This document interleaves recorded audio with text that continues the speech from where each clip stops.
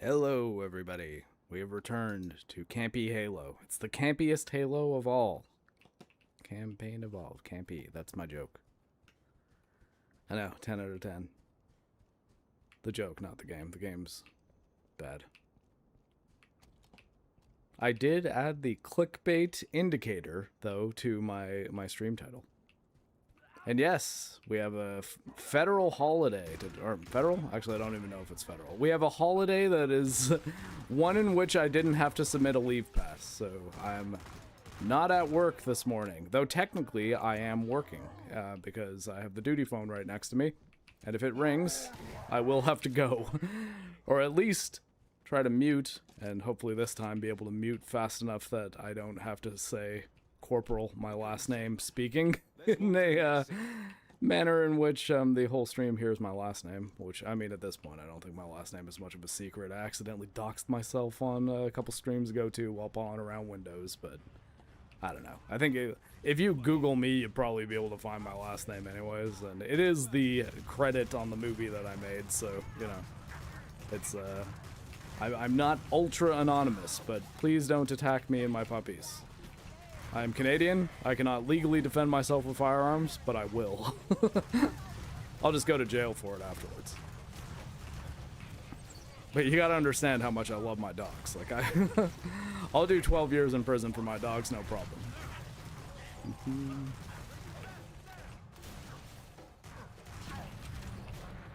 But yes, we are currently, though, on the new mission.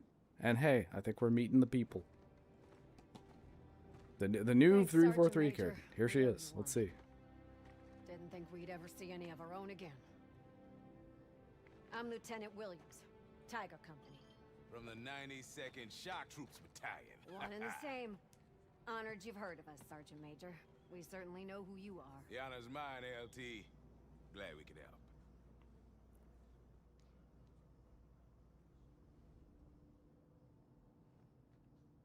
Robbins! Take the team and give me a perimeter check.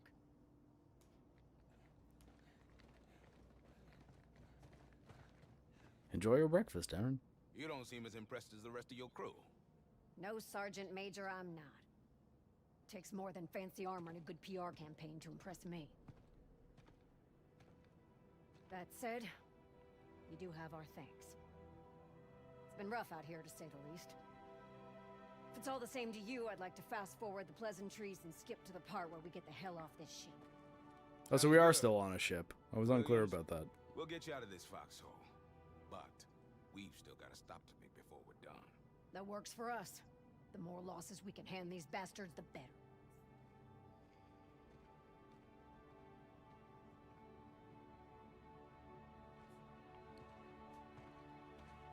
Chief, let's get to the bridge. Affirmative. Exit should be this way.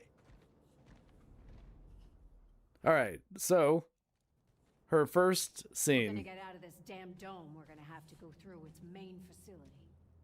Unfortunately, that also includes the brute kennels. They keep them caged and angry. Expect a fight. Okay, again, like the brutes are. Oh my god. Okay, like how long ago is this before the brutes gain like intelligence and the ability to scheme and think and actually end up kind of overthrowing the Covenant and taking it over, or like becoming the Covenant's main infantry force? That aside, let's. Oh wait, why did I say it? Mattressberry 7539. Aaron, did you just change your name? Or because like or did I just have a seizure? Because like I swear to God, I thought it was Aaron there. But I'm sorry, Mattressberry. I called you Aaron because I think it popped up on my chat feed as that. But oh my god, stop talking. I'm going to try to get my thoughts on this. So anyways, the ODSTs hating Spartans is not really a thing. Like people say that, like, oh, that's always been a thing in the lore tourists. It's like, okay, so what happened was John Spartan, 117, John 117, Master Chief, the actual one, not the Halo TV show one. When he was, I believe, 14, and this is in the book Fall of Reach as well. When he's like 14, he is in the gym, and a bunch of ODSTs attack him. Like adult ODSTs attack this teenager, but the teenager has not not been cybernetically enhanced because the Mjolnir armor is not a thing. He's not wearing armor, and he just beats the living shit out of these ODSTs. I think he actually might kill them. I'm not sure if he kills them or not, but he really fucks them up and like shows that the Spartan genetic engineering and training is actually very, very good, and he is super powerful. But that was when he was a teenager and he was attacked, so it was actually self-defense. In Halo 2, you encounter some ODSTs on Delta Halo, and I'm pretty sure they seem pretty happy to see you. Jojo? Jojo, nothing's happened. Jojo, you started growling as if maybe she really doesn't like Delta Halo, I guess. Jojo, it's okay. Anyways.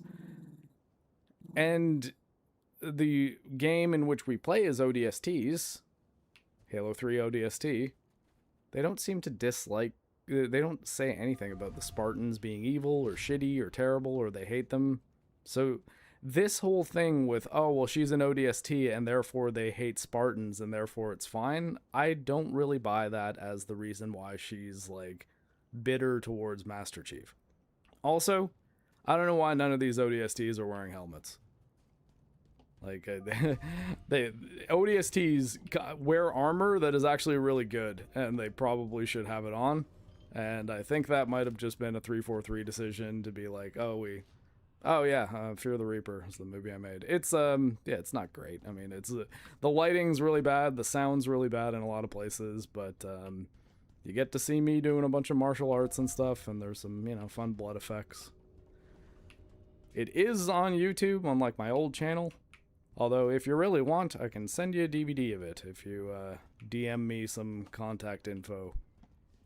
And ideally, send me a super chat of like $10 because that's probably what it's going to cost me to send it. But yeah, I got a bunch of DVD copies. I can send you one, and it'll probably look better there because the transfer in the YouTube upload, not great. And while the movie doesn't look incredible to begin with, it definitely doesn't look great on YouTube. I could find a way to, like... God, I was trying to hit that guy. Okay. Well, I mean, we weren't going to be able to sneak kill every single one of them. Okay, well. And he killed me. Hey, Pete, how's it going?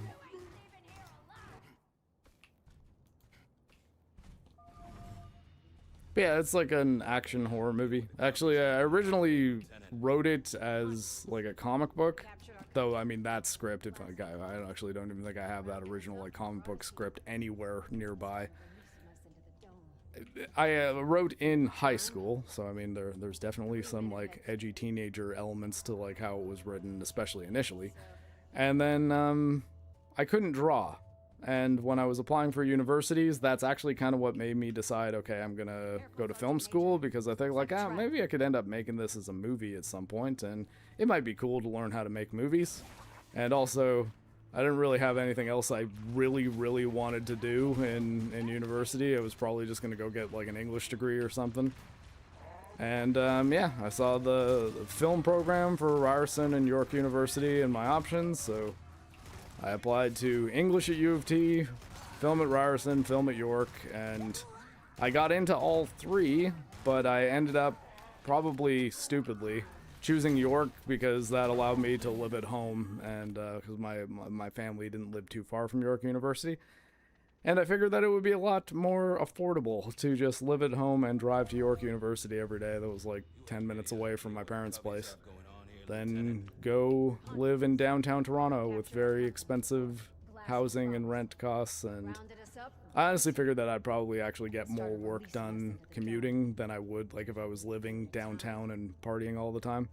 And like also I had a girlfriend from high school, and we were still together for a good chunk of the way through university, so I wasn't thinking, oh man, I gotta go out and party and like have the real college experience. I was pretty happy just like staying with my girlfriend and, doing the school from family home thing. However, I probably should not have stayed with that girlfriend realistically.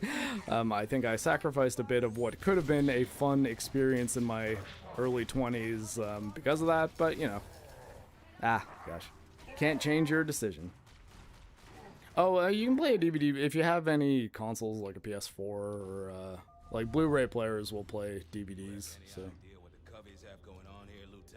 PS4, PS5. Like I've actually, I think the last time I watched the movie that I made was on a PS5 because I had a friend over who wanted to see it, and I was like, oh, okay, cool.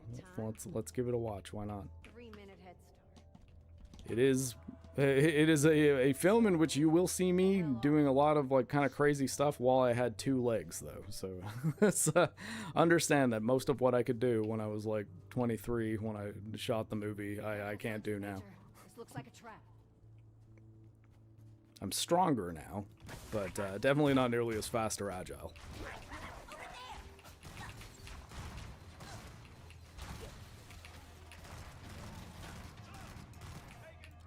Actually, I always remember when I was in paramedic college, like going through and doing military stuff, I showed one of my buddies that movie. Yeah, no, that's not what happened, Jackson, and I'm not going to say much about that, but yeah, it's don't want to talk much about personal life stuff, but yeah, let's just say that it's just me and the puppies these days.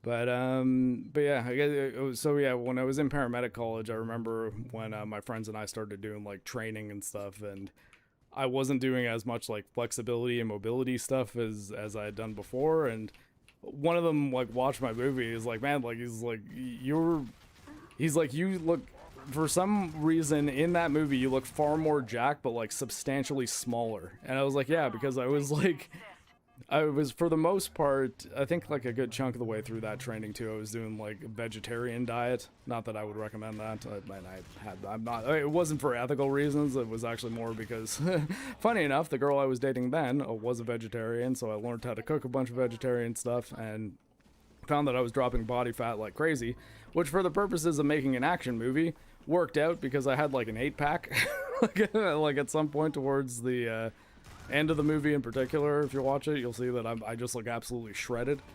And when I went to paramedic college, I was like, okay, I want to start lifting like really heavy weights and actually packing on muscle. And then the joke that I made was like, yeah, no, like I used to be in like Spider-Man shape, but I'm going for like Batman right now. like bigger, more powerful, maybe not quite as like spry, but definitely able to do things like lift patients on stair chairs much more easily. Yeah, it's okay, Jackson. I don't bring it up much because I don't really want to have my channel turn into like drama stream, you know. But you know, it's, life happens sometimes, and it is what it is. But you know, still got my dog, still have a house, still have my job, have friends, and you know, things are going okay, I guess. You think in the next 5 years we will have disc players like at all? Oh shit. Damn it. Well, I mean, like, if you have a PC, you can get a Blu-ray drive pretty cheap. Like at any point you can go out and just like pop on Amazon and get like a $30 Blu-ray drive. I think DVD drives, actually, funny enough, are substantially cheaper. You can get those for like 20 bucks. 4K Blu-ray drives are a little bit more expensive and almost kind of useless because the HDMI consortium makes it so that like most PC programs can't just natively run a 4K Blu-ray movie because there's all sorts of like DRM protection that is difficult to remove directly from the disc in real time. However, oh shit, there's definitely several of those. But what you can do with programs like Power DVD, and which is it's funny it's called Power DVD because it's like it's a program that lets you use Blu-rays and 4K Blu-rays as well. But if you have a 4K Blu-ray, Power DVD is a program you can get that lets you just rip that 4K Blu-ray into a digital file, and then you can watch that. The only thing you can't do that kind of sucks, depending on what kind of disc you bought, is the menus and the special features are inaccessible, so that sort of sucks. But yeah, it's actually honestly the reason why I will probably never sell my PS5 or my Xbox Series X, because they're 4K Blu-ray players, and those aren't easy to come by these days, with any kind of functionality beyond just playing a 4K Blu-ray movie. Jojo, no. Just trying to make sure I don't get ambushed by these sword elites again. Okay, there we go. It's one, but there's more than one. Where are you? Where are the other ones?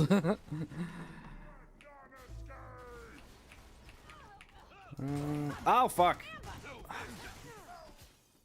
I made the decision to quickly kill that, the software to play the disc is more expensive than the drive. Oh, I mean, yes, absolutely it is. But, like, I mean, there's other software you can get, like, there's open source stuff. But I think the thing is, for whatever reason, there's this, like, certification group. I believe it is the same people who make it so that you can't, like, run 4K 120 hertz on Linux with HDMI, which sucks, and it's actually one of the reasons why my Linux build is hooked up to a pretty large monitor, but it is still a monitor that I can hook up with DisplayPort, so I don't have to worry about that. And Steam OS, I think, actually, not just Steam Machine, kind of fixed that in a weird way.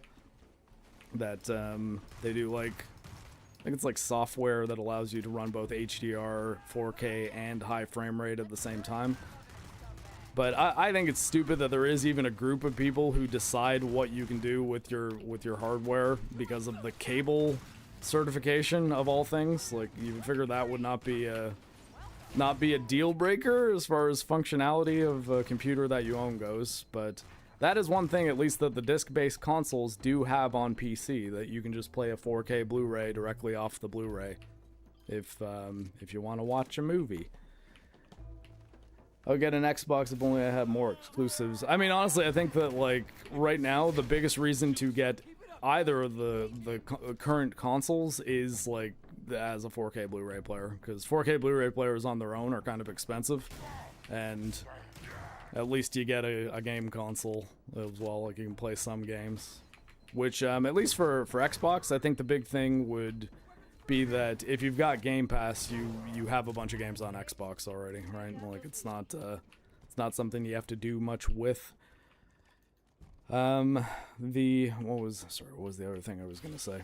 Oh, yeah, and then you, like, if you say buy any games on Xbox, if they're newer games, like if they're Xbox Series or above games, then you have those games on PC as well, at least the Microsoft Studios ones. Granted, you got to use the Windows launcher, but that's that.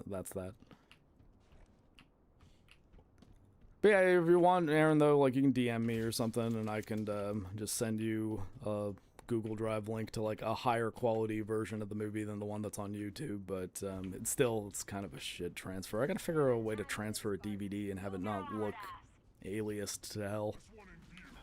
Or interlaced. Interlaced is actually the term I was... Oh, fucking hell. Did I at least get a checkpoint there? Yeah. Just don't expect too much from it, though. It is definitely a very low-budget movie. It cost about $16,000, I think. It took me like 5 years to make. And that's $16,000 including the money it cost for me to buy the computer that I edited on, as well as both of the cameras that I used for it. So it's most of that production cost was equipment, because the actual money spent on making the movie itself was mostly just buying food for people, because it's one of the reasons why I was saying that, like, the girl who made like $300 a day to be the art director on hey, I didn't have an art director, to be the art director on Obsession, I was like, man, $300 a day for an indie movie is actually, like, really good. Like, everyone that worked on my movie was just working because they thought I had a really good idea to make a movie. I got a bunch of, like, my film school friends to come help me shoot the first issue, you could say, because, like I said, I wrote it as a comic book, so I divided it up into 7 issues, and I tried to start shooting each one and actually releasing them on YouTube as, like, a short film, and that was my original idea. But it started getting difficult to keep a schedule for shooting, and after the third issue, you could say, or really after the second one, I decided to like finish shooting the movie before I started releasing them again, and then I eventually found that it just works far better as a feature-length movie than as 7 short films that are... Ah, what the fuck? Oh, jackal snipers, of course. Of course, the most annoying thing about Halo 2 is here. Hey, Jojo. Jojo. Jojo. Hey, baby. Baby doggy. Tiny puppy, it's okay. It's okay, baby. There you go. Sorry. That was another instance where JoJo just randomly decided she was going to be angry. And like, I think she might have like woken up from sleeping or something.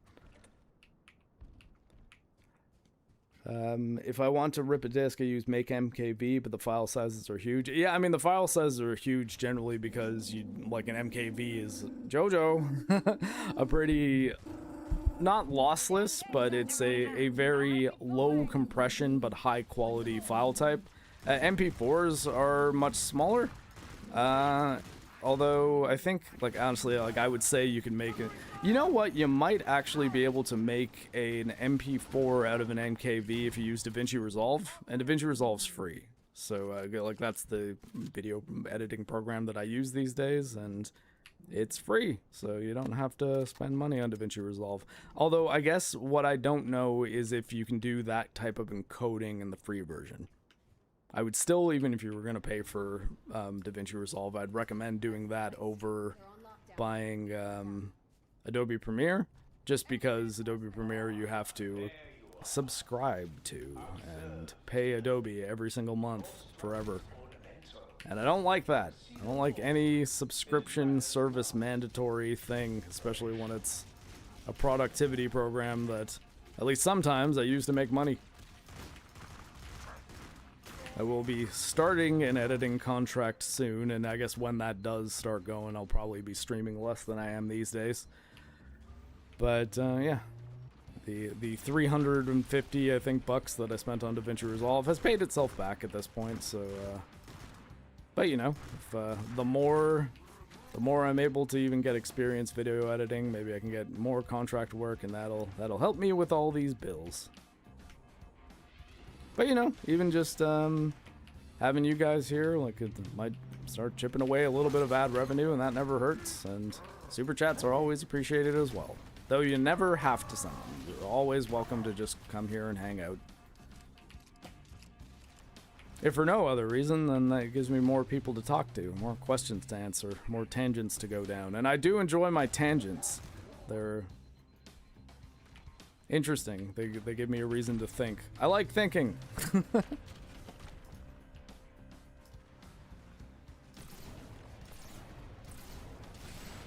Okay. Wait, hold on. I feel like there's something. Like, was there? Oh, okay. There we go.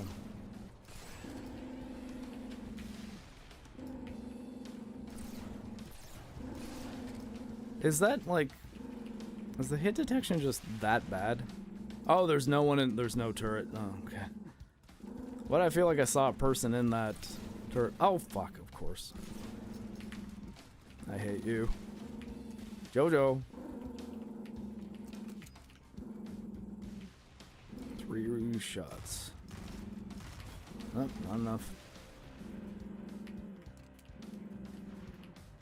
This'll do it. Is there any other long-range weapons I can snag? Oh. Jojo, it's okay, baby. You tiny puppy.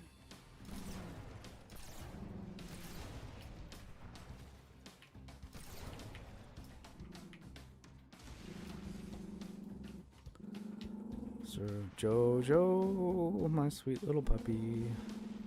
Calm down, baby. Plasma rifle. Damn it, of course there's no...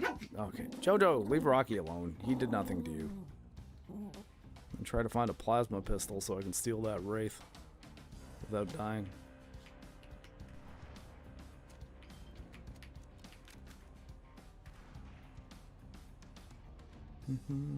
First Halo to be released on PlayStation. Yes, although...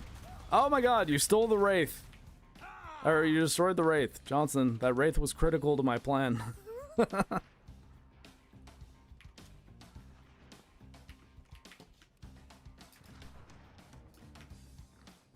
Okay. And yes, JoJo, no.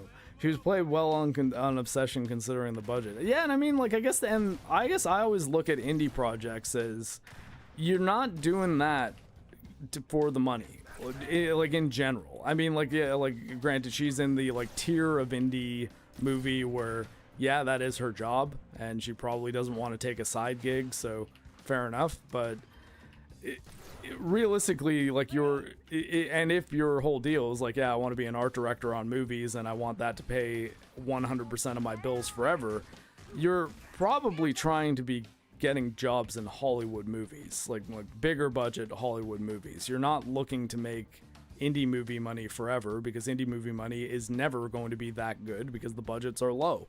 It's scrappy projects that it's like the art is what matters more so than the money. Oh, the art and the resume. And it's not just, oh, you're getting paid in experience, like that kind of cop-out when it's like they could afford to pay you, they just don't because they don't want to, and they just say paid in experience as an excuse. It's more, it's like, no, well, I mean, it's you need experience on your resume, and you're working on smaller productions like this, either because you want to have more experience to use to get better jobs, or because you read the script, or you talked to the director, you heard the idea for the movie, and it sounds like a movie that you want to make. Whereas, at least the tier of movies that I was making, it was only, hey, you want to help me with this movie? I'm kind of making it in my spare time while I'm working in the Army Reserve and at video game stores, like EB Games or Best Buy. Like, that's what I did while I was making my movie. I eventually started doing more contract video work for things like bands, like filming bands, concert films and stuff like that. And that pulled in some money, but it was inconsistent. For the most part, though, I was like a part-time worker, part-time worker at retail and in the Army Reserve, and that's how I paid my bills while making a movie.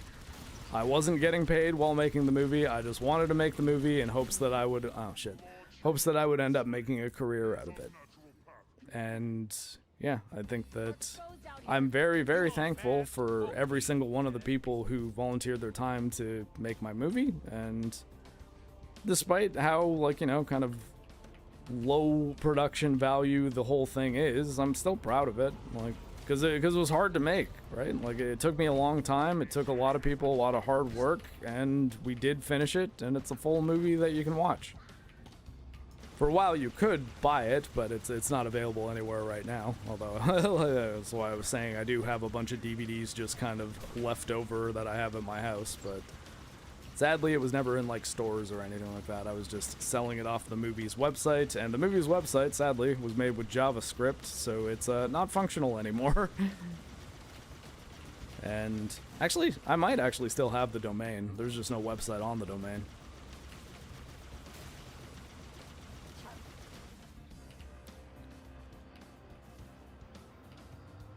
But, you know, it was a good experience, and it helped me get pretty good at video editing, and while I decided, okay, screw this, I'm not really making much of a career, so I'm going to just go full-time with the military and become a medic instead, so I'd actually have some job satisfaction. And, yeah, I don't regret that decision, and my experience with things like video editing ended up, you know, bringing me back to doing YouTube stuff. And the reason I can do things like, say, get an editing job contract, which, like I said, I got one that's pending. That is a video that you guys will probably end up seeing at some point. I'm just not going to talk about it yet because it is not my project. But, yeah. And oh, my movie, it's called Fear the Reaper, like the Blue Oyster Cult song, but without the don't. It's kind of an action horror movie. I'd say primarily action. If I was going to give it a genre, it's an action movie. It's just got a lot of blood and some sort of horror movie-ish elements. And yes, I wrote the script and started making it before Dexter came out, so the Dexter comparisons will probably happen. Although I think stylistically it's nothing like Dexter. It's just the concept of, like, the protagonist is essentially a serial killer that kills bad guys. Much more in a I'm gonna go fight them like a vigilante way than a I'm gonna be a methodical serial killer that hides all the evidence. In fact, there's like jokes about the fact that the character that I made, just like, he like essentially hides no evidence, and he should probably have been in jail a long time before he does end up there. And yeah, spoiler alert. Though it's not much of a spoiler, because the whole movie's actually kind of told in flashbacks, and the first thing you see is the character in prison. So I use that for a narrative trick, though. It's not redundant. There's a reason for the prison flashback scenes.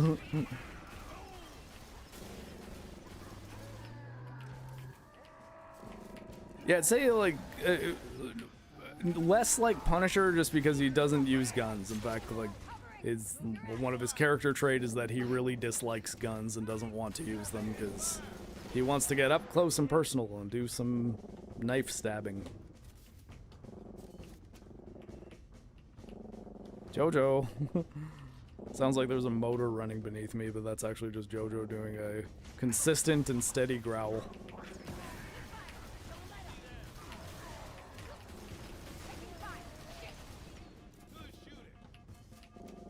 Of course, good shooting. It's me. What do you expect? Jojo! Jojo, what is up with you today? I go to pet her and she snapped at my hand. It's okay though, she has like no teeth.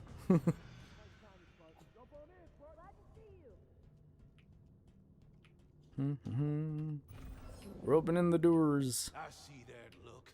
You're wondering if you got the guts to fight after what you've been through. Well, I'm not wondering, I know. Those Covenant bastards broke you? Hell no! And no, it's a feature-length film, 140 minutes. You've endured the worst they've got, and you're still breathing.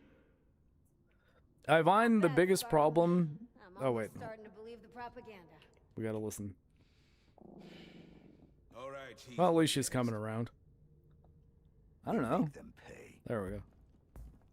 I do know. I was like, I don't know. I'm waiting for Cortana to tell me, but yeah, Cortana's hand-holding is replaced by John just speaking to himself. That wasn't an example of it. It was more in the Jojo. Hey, baby. Hey. Oh, so my headphone cable is on her face? Is that the problem? Is that better, baby? I think actually that might have been it. I didn't even notice that. My headphone cable was just kind of drooping down. It was like on top of her head. I think she really didn't like that. But she was also not trying to move. Here, maybe I'll try the thing where if I kill her, does she one-shot me? Eh. Guess maybe they stopped her from fighting back. Or can she just not die? Okay, well, maybe they patched that out. Because I was seeing clips where, like, if you shoot her, she just immediately kills you. I'm here all day. Are you here all day? Or are you here for the duration of these missions and then you're gone? Do I want the sword? Yeah, I'll take the sword. We'll see what's up.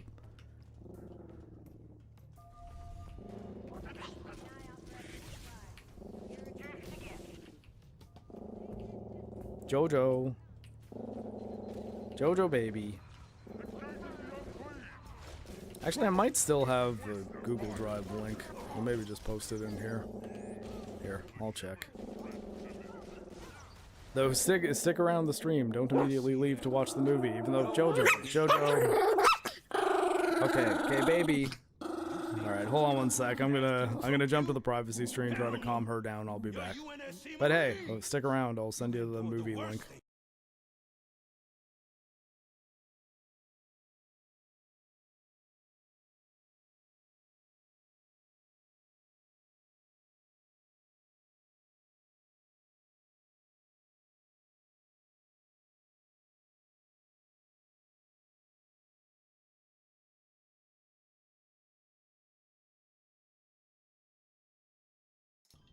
There we go. So yeah, the Google Drive link's right there for, I believe, the movie as well as the special features from the DVD. Though again, the transfer, not fantastic. It looks muddier and shittier than it otherwise does.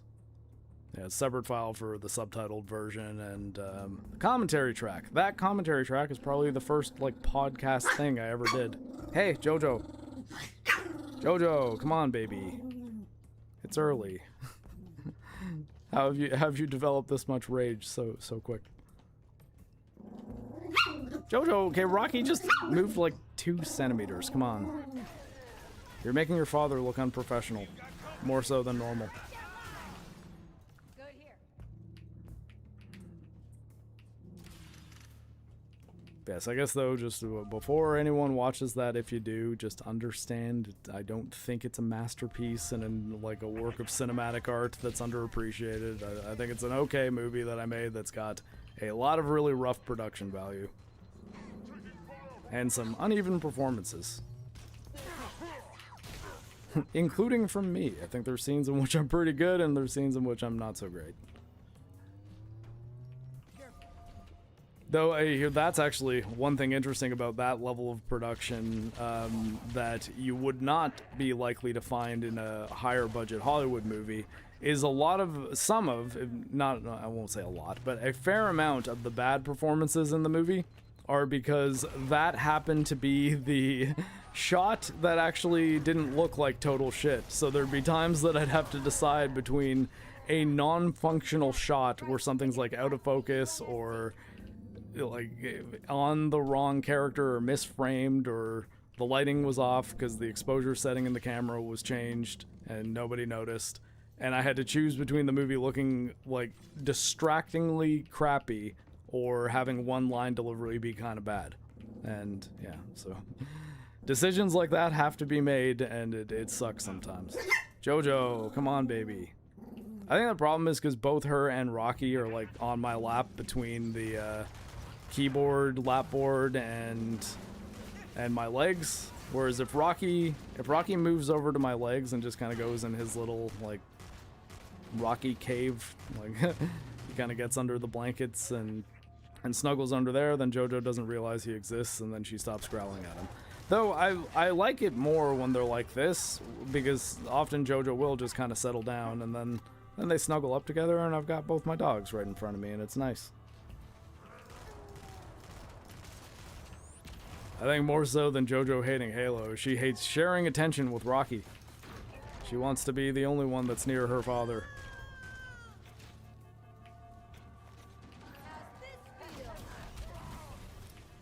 Okay.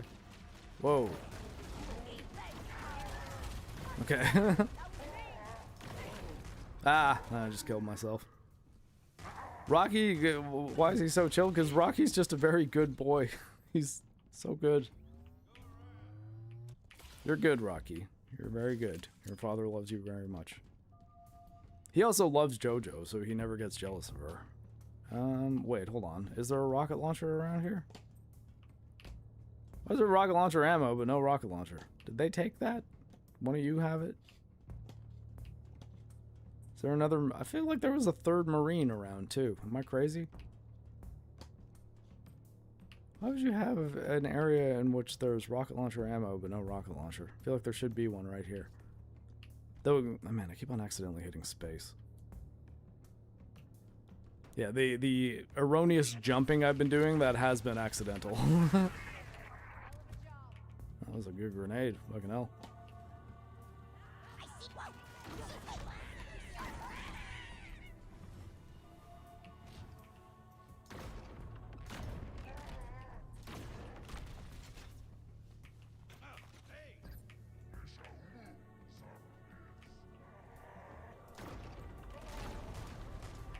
God, terrible shooting here.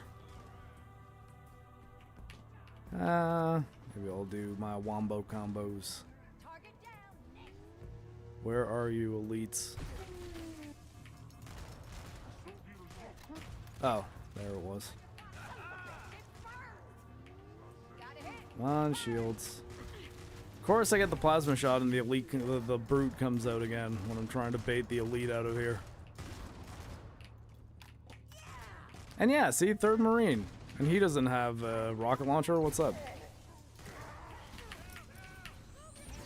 Ah, shit. I really thought I was far enough away from that. Okay. come on, let's do this. And yeah, ideally, my plan is to do 2 streams today. We're gonna finish streaming Halo Campaign Evolved, maybe take a bit of a break, and then I'll stream Fallen Aces. And I think I'm gonna go right from episode 1, so that you guys can all track the story. So this will be a day of many MarcTheCyborg streams. And Fallen Aces is a lot of fun. I like it a lot. I think it's a very good video game. And I'm looking forward to playing episode 2. Because while episode 1 I've absolutely played before. And I've actually even... Oh, fuck it. It's like, I actually thought the sword does well against the brutes. But no, apparently not. And I did forget to switch to battle rifle. It's shitty, because I want to take the... You know what? Here, can I swap you with the shotgun? Yeah, maybe this is what I'll do. I'll give the weapons to these ones. Oh, I can't change weapons with her? Fuck off. Okay, you know what? Here, I'll give you the fuel rod cannon. Do some damage.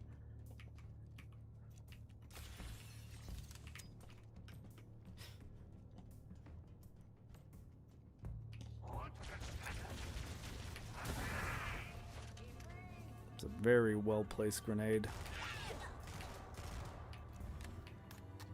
What do I think of this game? I do not like it very much. I think that these levels, as far as like design goes, are awkward. Like some of these areas are kind of good, but that big open arena at the end of the previous one just seemed like it was poorly made, because there's enemies coming at you from all sorts of directions, and there's not enough cover, and the level's not designed in a way that you can really intelligently make a plan and like do the old Halo sandbox thing where there's like a million different ways you could possibly complete this encounter.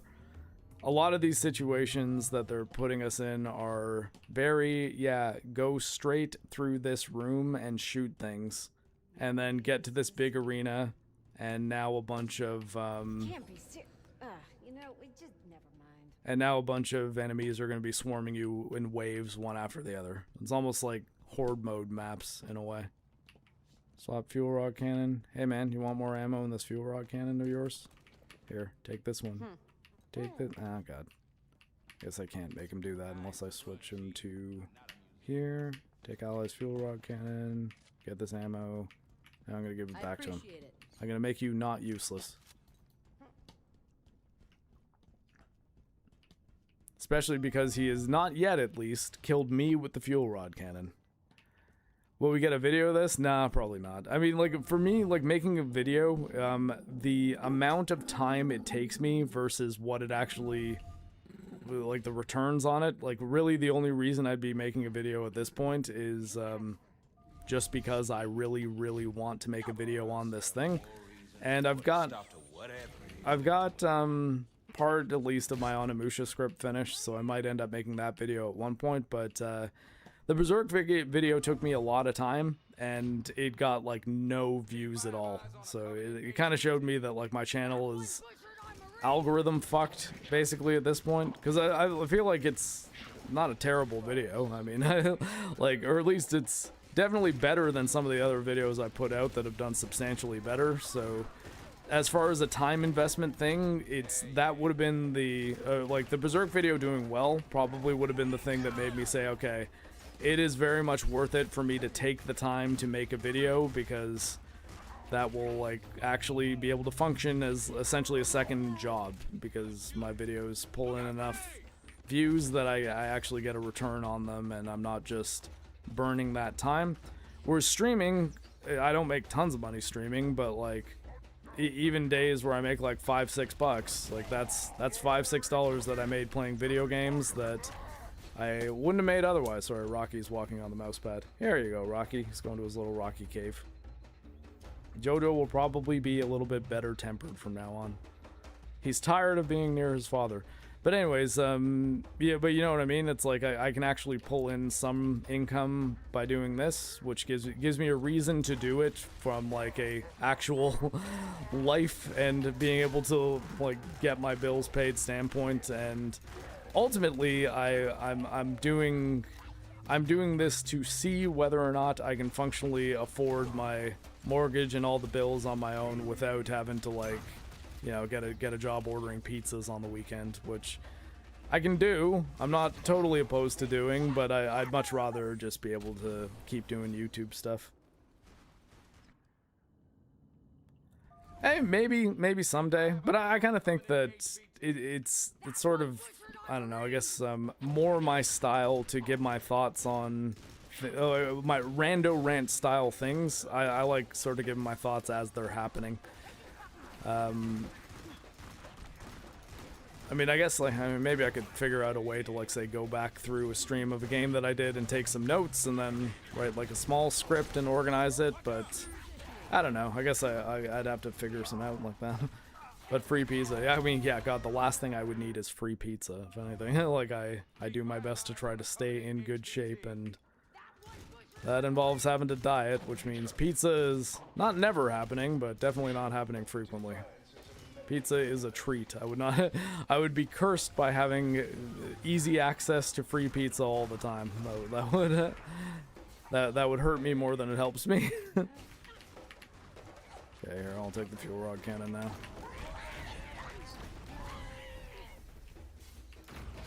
Oh. Sorry, I didn't see that name tag. I swear I didn't shoot her on purpose that time. That actually was an accident. I just don't see the point of Campaign Evolve when Master Chief collections exist. Yes, correct. There is no point. This game does not justify its existence at all, and these new missions are definitely not a reason to buy the game. Well, like, were it not for streaming, I would not have played this game. I didn't really have any interest in it, but I saw that, like, all the EFAP guys and Metal were, like, playing through it and had a bunch of complaints, and knowing that Halo is a series that I know a whole lot about and have played every single game in this series, I didn't want to end up criticizing the game having not played it. I guess is probably the best way to put it. I wanted to know why it is as bad as people say it is, as opposed to just parroting opinions. But I've even made the game better than it was, because now it's not saddled with incredible amounts of chromatic aberration and film grain. But without the mod that I'm using right now, this game looks like shit. And actually, wait, Joey, you've been in some of the streams, so you know what I'm talking about. But I could turn off the mod and show you guys what this game looks like vanilla at the exact same settings. Actually, here, you know what? I'll do that just in case anyone here is new. So we're gonna go into video, and by default, we've got motion blur on, and we're gonna scroll down to the new video settings and throw film grain and chromatic aberration on. This is what the game looks like out of the box without a mod. It now is really weird and difficult to see things when you're moving around. The chromatic aberration might not come across to you guys very well, but there is, like, blue, green, and red lines around everything.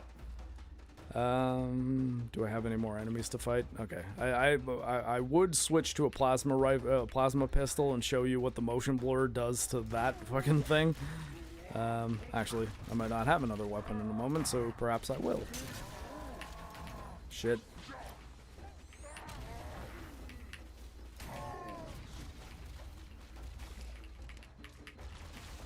Here we go. So yeah, that's what happens to the plasma pistol with the vanilla settings on. If you look at the... Oh shit, I thought those were our guys. I saw the word Johnson, but he was way over there. Okay, can I hide in here for a minute? Maybe I'll do that. Okay, I need a longer range weapon.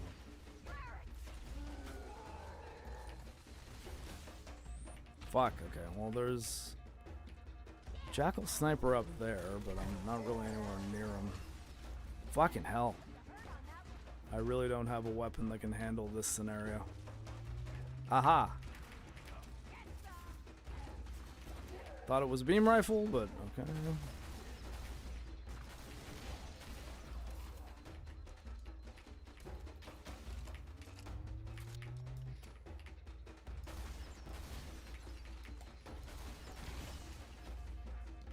Oh shit. Okay. It's like, wait, who is possibly shooting me from behind? And it's a jackal sniper that is extremely far away. Can I kill him with 7 rounds?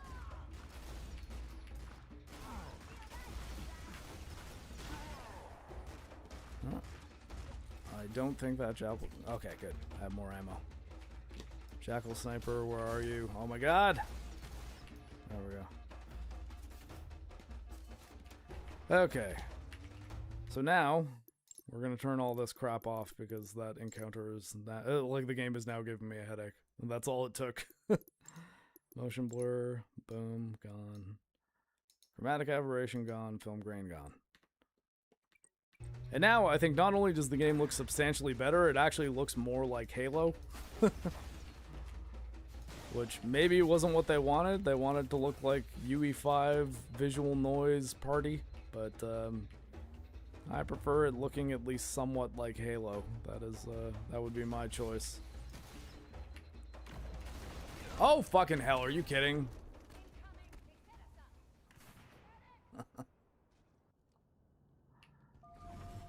Okay.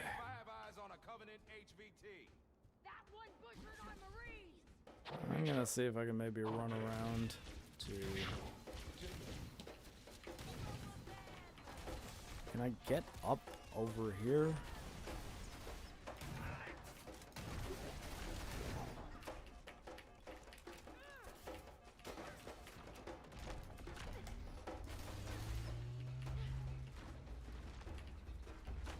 Let's get in a spot where I can circle and snipe.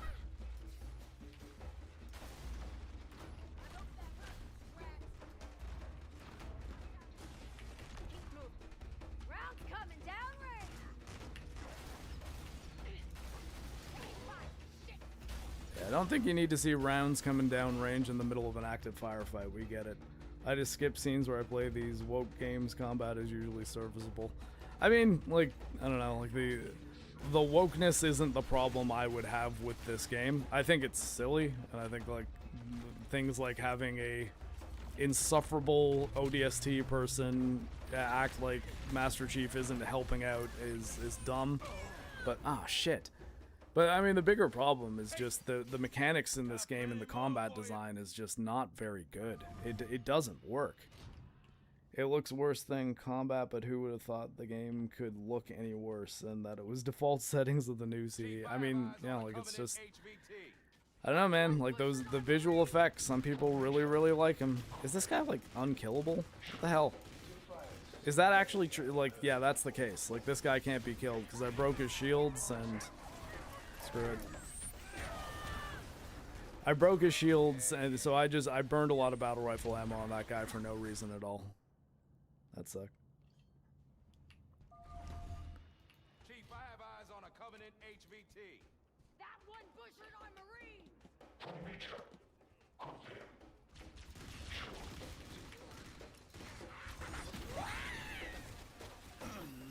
I do think that, like, there is an element of, like, what are you even thinking when you have a character that's designed the way Williams is, and, like, why have her be the one that's antagonistic to Chief?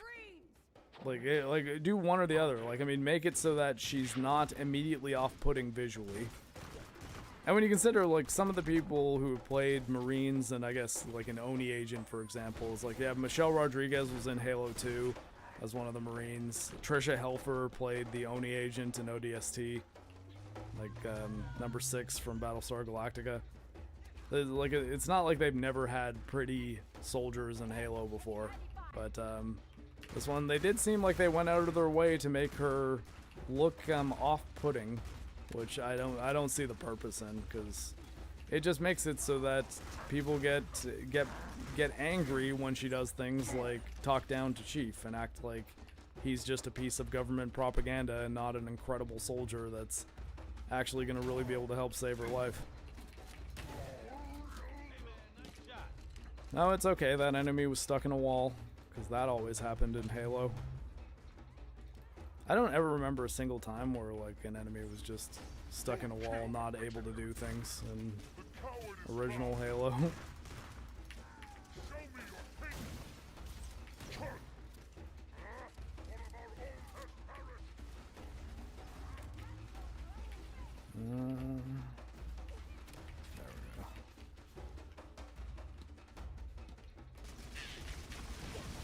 Like, I actually think the ammo indicator on the Needler is a perfect summation of what this game is and the problem with it. It's, you're changing stuff that just never needed to be changed. Can I get all the way back to that armory, actually? Are you letting me return to places? Activate terminal. Okay. Because if I can get some better guns, we might have an easier time here.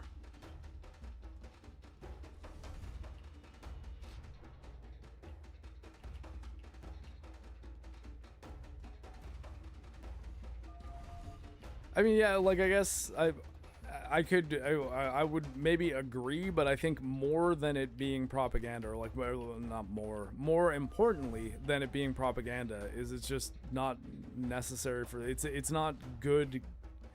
It's not a good character.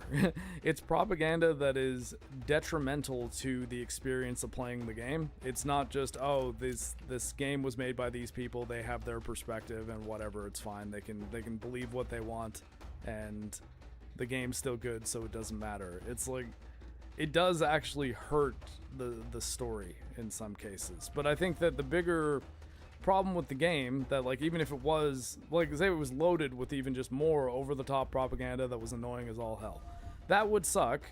But if the game was rock solid, then I would just ignore the cutscenes. Like, I'd be like, okay, this is stupid. These levels are fun though. This combat's really good. This game runs beautifully. If there were many things that I could compliment about the game, the things that I would criticize wouldn't matter as much to me. My problem is I've got far more issues in this game that are more fundamental than just, oh, this character's designed like shit and is annoying. You know, like it's a problem, and I'm not saying that she's actually beautiful and you're just a misogynist for thinking that she's not. Like, yeah, no, William sucks so far. She's not a good character. I just think that if the game around it were great, I would have an easier time forgiving that. But, and when I say forgiving that, is like, I would be, it's like, it's not even something that I need to forgive or not. It's just, no, like, I don't enjoy this game for reasons that are entirely separate from its political perspective, if it has one, you know?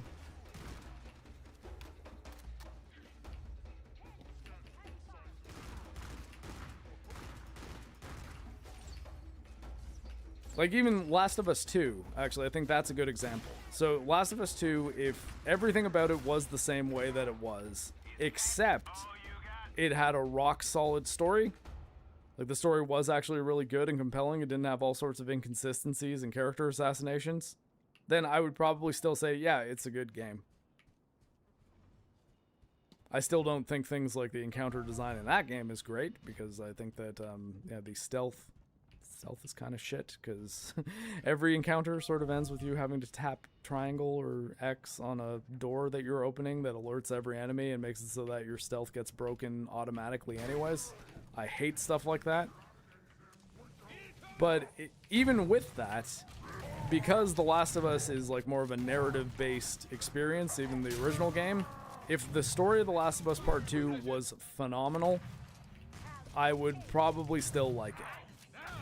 Even with Abby, even with Lev, like all the things that I think are just sort of thrown in there for social brownie points that don't really serve the story very well. If all those things were there, but somehow they really told an amazing, compelling story, I would just be like, yeah, Last of Us Part 2, it's actually really good. Sadly, it's not what happened. It's, turns out, it's actually a pretty shitty game. And the story is actually not good.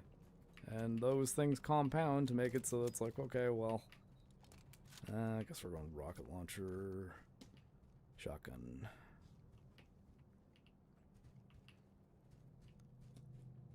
I mean, yeah, maybe better gameplay than Last of Us Part 1, but I don't think either of them really have great gameplay. I think there's clearly, very obviously, far better third-person shooters that you can get. And there's absolutely better stealth action games that you could get. So, I mean, it's like what does it do that's really that phenomenal other than be serviceable in those regards? I think at most serviceable. I think that's giving it a little credit even. I think honestly a lot of it is carried by cool looking kill animations. Like it's got the Callisto Protocol conundrum where it's like, oh, people think this game is good because it looks really cool when you kill things sometimes, or in that case when you die. Are we killing these Banshees? Are they a factor, or are they just window dressing? Okay. I accidentally fired that rocket. Trying to be the entry point to rewrite history. I mean, I don't think they're ever gonna do that. I just don't think that's happening. I think that the best thing that any people who are, we'll use the term, let's say, like, are trying to push propaganda can do, is creating good things and trying to portray their beliefs in a way that's positive and makes people see the value in their perspective organically and without being preachy. But I think the problem is they don't really know how to do that. They prefer to do the, oh, this is the way we think and it's in your face and fuck you if you don't like it. And I don't think that works. Like, you know, I was thinking back the Spider-Man 2 interview where the guy's talking about the Mary Jane missions, and he's like, we got a lot of complaints about the Mary Jane missions in the original, and so we wanted to make sure she was more fun to play as here, and if people don't like it, I don't give a shit. It's like, no, don't have that attitude. That attitude's not productive for you. It's going to make people dislike you. And it's clear that that's the attitude when you play those segments of the game, because Mary Jane is like incredibly OP and it doesn't really make any sense. She's able to take out like symbiotes easier than Spider-Man is, and that's bizarre. It's it's something they probably should have not done, and if they wanted to make her gameplay segments more compelling, honestly, I'm not sure there is a way they could have done it, but because, I mean, realistically, like in a Spider-Man game, like, people want to play as Spider-Man. They don't want to be walking around as Mary Jane Watson with a fucking taser that kills symbiotes.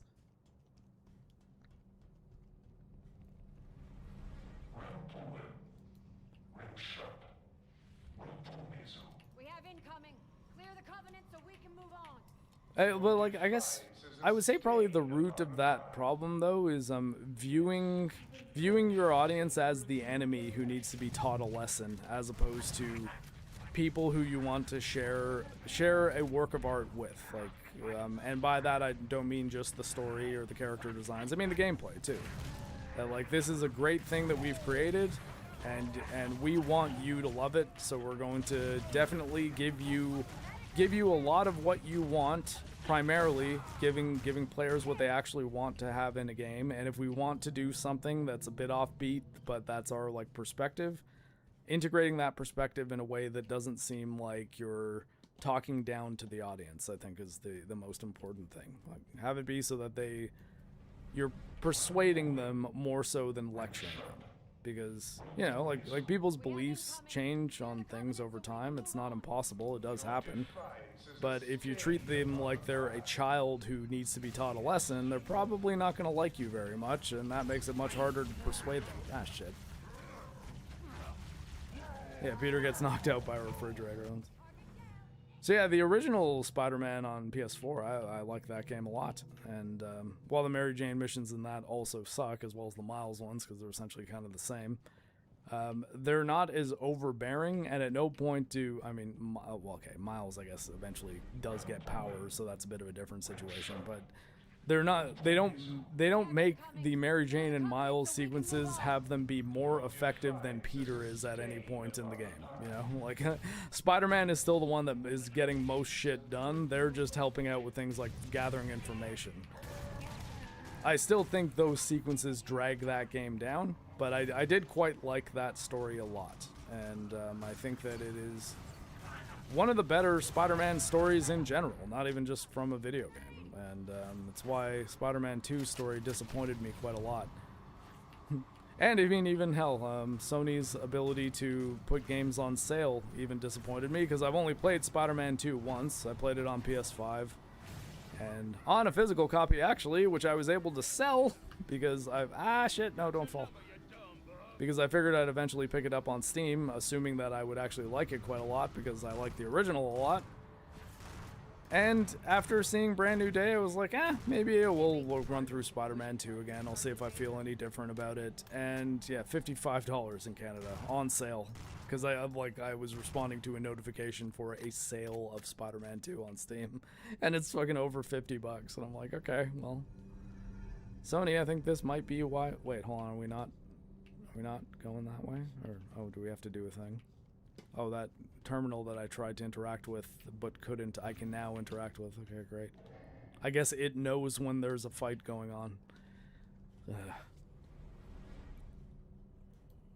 But yeah, Spider-Man 1 is $20. So I was like, yep, if you charge $20 for Spider-Man 2 right now, I probably would have bought it the other day, and you would have had a bit of money, Sony, but you don't know how to put things on sale.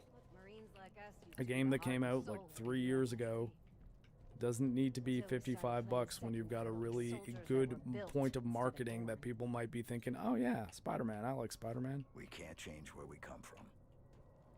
Only what we become. Fair enough.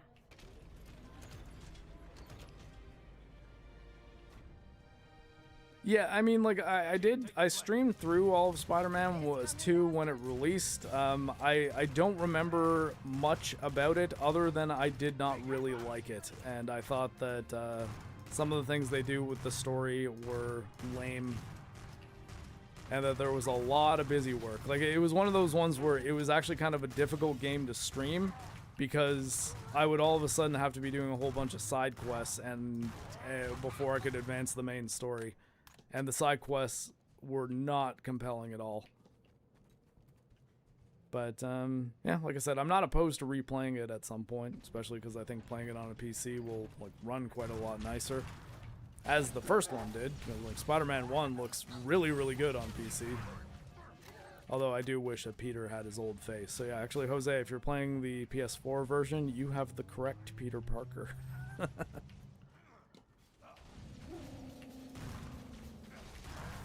Actually, I really liked the way Peter looked in the PS4 version of Spider-Man, and then they changed his face and made him look like a model, and I was like, wait, he looks like a CW actor now, when before he actually looked like a, you know, university student that was, like, you know, like a handsome guy, but not, like, didn't look like he was supposed to be on a poster at an Abercrombie store, you know? Jojo.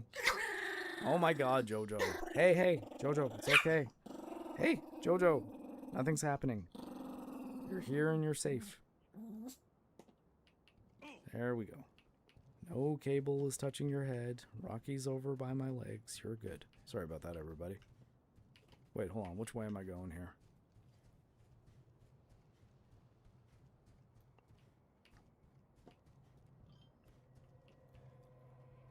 One Xbox to win so bad. Yeah, I mean, like, I think that like I said, it's their game to lose at this point. I just hope they don't do the Xbox thing, which is missing opportunities. Like their competition is showing their belly, because they're saying, yeah, we like our margins are getting bad, so we're gonna increase our shareholder value by cutting out a big thing that's affecting the margins on games sold. And I think Xbox could do a lot of good for their business by saying, yep, we're gonna keep releasing physical games all through the next generation for sure. We have no plans to remove physical copies anytime in the future. And saying we have no plans means they could still at some point and not have to seem like they lied, but to just be like, yeah, no, like we think that they could even, like, honestly double down and say the video gamers have made it clear that physical ownership is something that's very important to them. So unlike our competition, we are going to make sure that physical games are an option for as far into the future as we're able to even imagine. So we have zero plans to get rid of physical media, and we're going to try to increase the types of physical media that you can use and acquire. Like, you know, like they could come out with a statement and actually win a lot of people over. Because right now Sony thinks that there is nothing that they can do to lose their position, lose their dominant position, and I don't think that's the case. I think that they are as vulnerable as any company is ever, which is the second you start pissing off your customers. If another option is out there that is as attractive to them, then you will lose those customers. And if the only thing they have going for them is the Sony exclusive games, those don't come out nearly often enough that I think they're really going to make, that they're going to be able to hold a large audience of people that specifically want to play on PlayStation. You know, like they're going to have a lot of people that are just like, yeah, I just want to play video games, or I just play Call of Duty, or I just play Madden, and it doesn't really matter to me where I play it. I would just like it if I own my games forever. And No. the truth, I think they probably won't. I don't think they're going to. I think if anything, they'll use this. They'll do the AMD thing, and instead of making up for a mistake NVIDIA has made, they're going to say, oh yeah, saying if NVIDIA's doing that, we're going to be doing that same thing, sure. Because NVIDIA does it, why are we mad if we do it? It's like, you guys are the ones who probably need to gain ground, though. That's the difference. Hold on one sec. I just missed something. They set up Doctor Strange in the story, but when nobody is seen when the symbiotes take over New York, Black Cat is also kind of worse than the first one. Miles' storyline is boring, plenty of story issues as well. Yeah, I mean, like, there was a lot that ended up bothering me about it. Have the expensive Shattered Dimensions and Web of Shadows Spider-Man games. Oh, right on. I think I played one of them. I'm pretty sure I played Web of Shadows. I don't think I played Shattered Dimensions. Shattered Dimensions is the one where there's like Spider-Man Noirs in it, and 2099 Spider-Man, and I think there was Ben Reilly the last one? I remember there being like 4 Spider-Man that you could play in addition to Peter. But I didn't play that one. I am aware of it.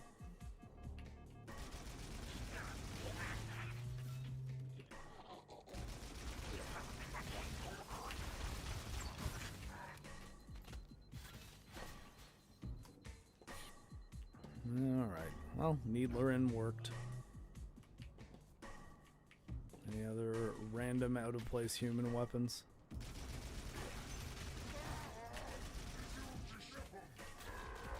Ah, crap. Really thought I could sneak those last few needles in them. So Microsoft has enough money to burn, yes, but I also think that Xbox is in a position where Microsoft is seriously considering like not doing Xbox anymore. So I don't think they're going to be burning a lot of money on Xbox unless the plan is very, very solid. And the reason why I said that they should make a statement is statements are cheap.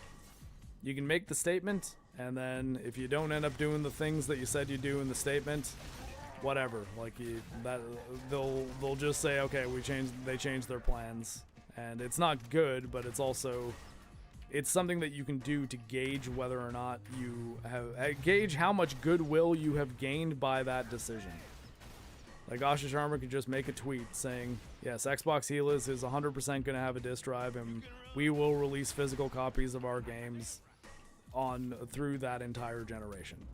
You could say that, and if it blows up and you have a lot of people that start saying, okay, cool, I'm switching to Xbox, then that will give the people with the infinite money that can help them initiate those plans. It'll give them a reason to say, yeah, this actually might be the thing we can do. The thing we can do that our competition is not doing, that is actually going to work and actually going to make it so that we have our here's how you share your games on Xbox moment that Sony had at the beginning of PS4.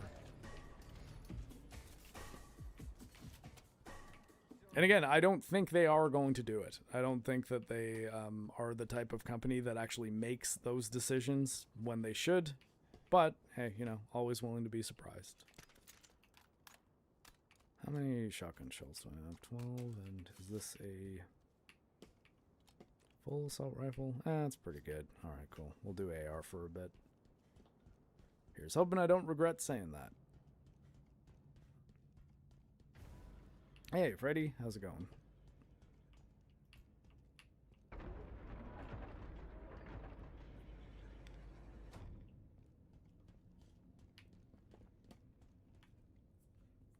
Okay, a room with weapon racks.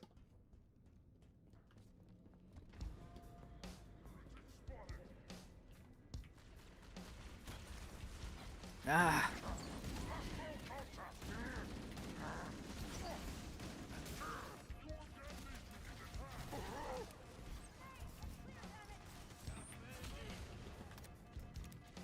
Okay.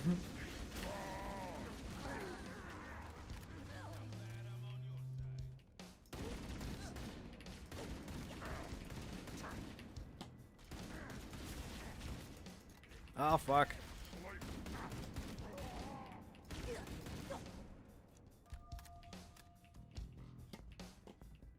Not visual. Let's dance.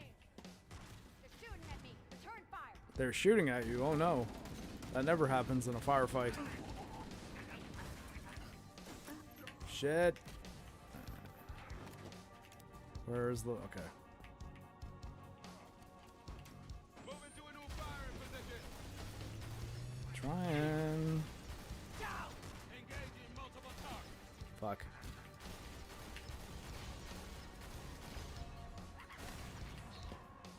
Okay, can you kill one jackal? Fucking hell. Okay, I guess a jackal in the grunt. Takes a lot for me to pirate a game. I dislike it, but I understand when a company can no longer sell the game due to licensing rights. The old Spider-Man games are becoming more expensive. Yeah, and I mean, like, there's nothing wrong also with, like, downloading ROMs or ripping a ROM of a game that you own either. Like, I mean, if you had the game and you just lost track of the copy or something like that, it's like you paid them for it, right? Also, I mean, like, the Spider-Man games, there's no way to actually, like, let's if you get a used copy of Spider-Man Shattered Dimensions for $100 on eBay, you're not giving the developers any more money than if you pirated it, because like those games aren't being sold new. It's a secondhand copy, and that money is just going to the previous person who owned it. It's not actually supporting anything, and realistically, it's not much of an ethical breach. Like, once a company has stopped selling a product new and you can't actually give them money that goes to them for it, I really actually don't see the distinction between getting a ROM, however you get it, and buying it secondhand. Because, I mean, like, the difference is owning the physical disc, which, again, is not without value. But I think that if it's an ethical reason to not download a ROM and, say, play Spider-Man Shattered Dimension on, this is a PS3 game, right? So like RC PS3 or like Xenia if it's the 360 version, there's not really any functional difference between doing that and buying a secondhand copy for an inflated price. And I'm talking about, oh shit, fucking hell, motherfucker came out of nowhere. And I mean, again, I'm talking about like for functionally doing it, not the mechanically for just wanting to play the game. Not for, I want this because I want to collect it and I want to have the physical copy. Because obviously, you can't get the physical copy by getting a ROM and playing it on an emulator. Like, that's, those are mutually exclusive concepts. However, there's like playing a downloaded ROM of an old console game or buying the console game off eBay from a person that owned that game. Same amount of money goes to the developers and that amount of money is zero.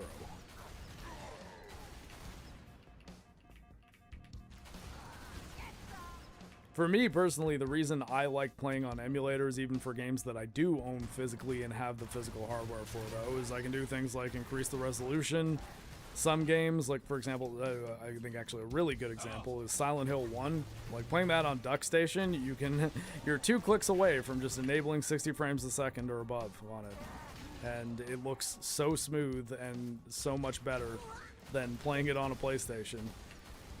That, yeah, it's one of those things. I still have my copy of Silent Hill, so like, despite having the emulator, I have probably actually a launch day copy of original Silent Hill, because I bought that game immediately when it came out. Ah, shit! I was a big Resident Evil fan, so Silent Hill was something I was very intrigued by. Jojo, it's okay.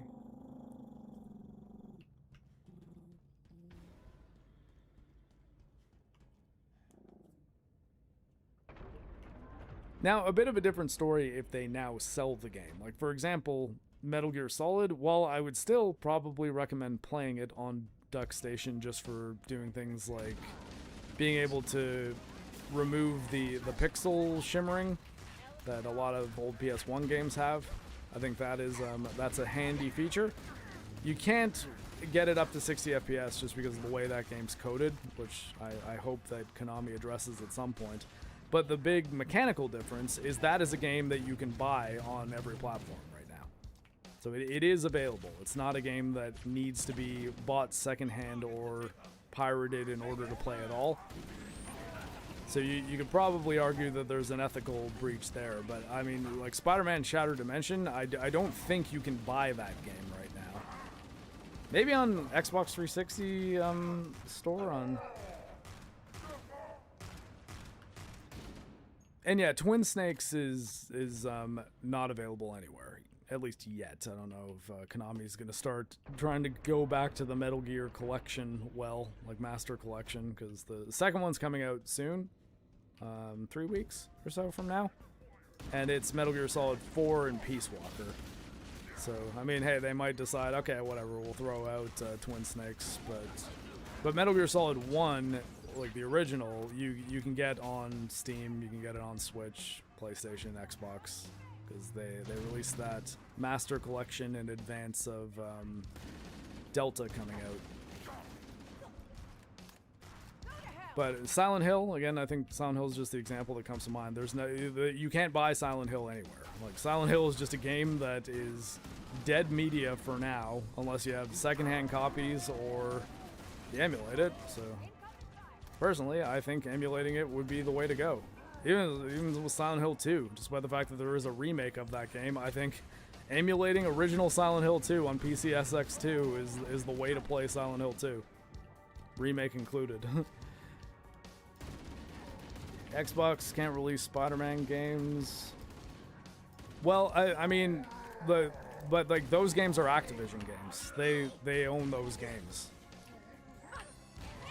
They maybe can't release new Spider-Man games, but like Shattered Dimension and Web of Shadows, those were made by Activision, which is owned by Xbox. So I feel like they would probably be able to release those games.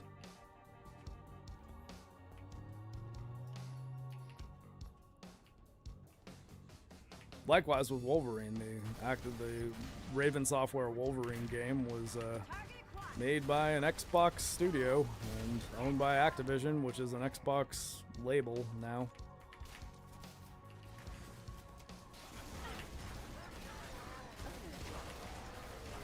Ah, fuck.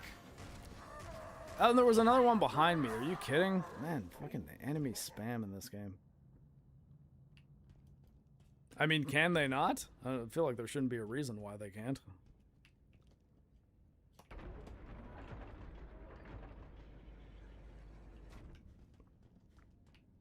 But I mean, hey, that's like, if stuff like that happens and they say, okay, this game that was on Xbox and is made by an Xbox company, like, or a company that Xbox now owns, can't be sold on Xbox because of licensing rights, that really makes you think that the all-digital future is really not good for consoles.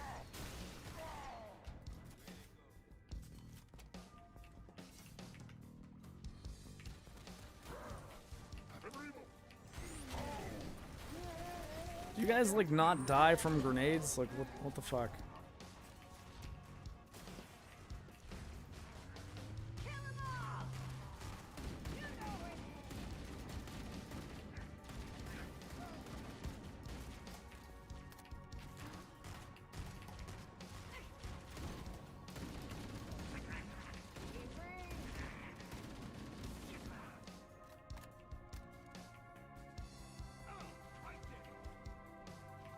I'm looking for those invisible elites. I don't trust them.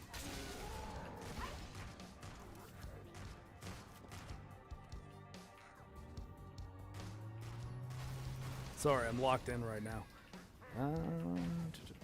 Oh shit. Fuck off. Oh my god. I saw that grenade like a second and a half too late.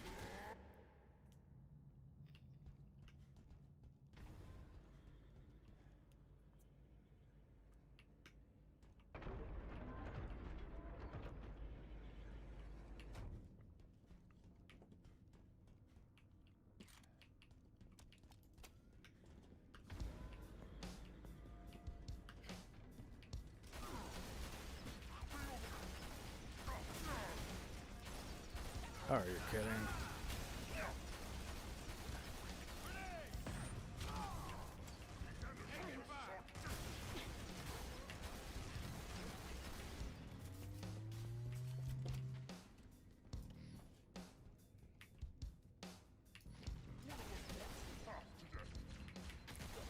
Rocky blocked my aim.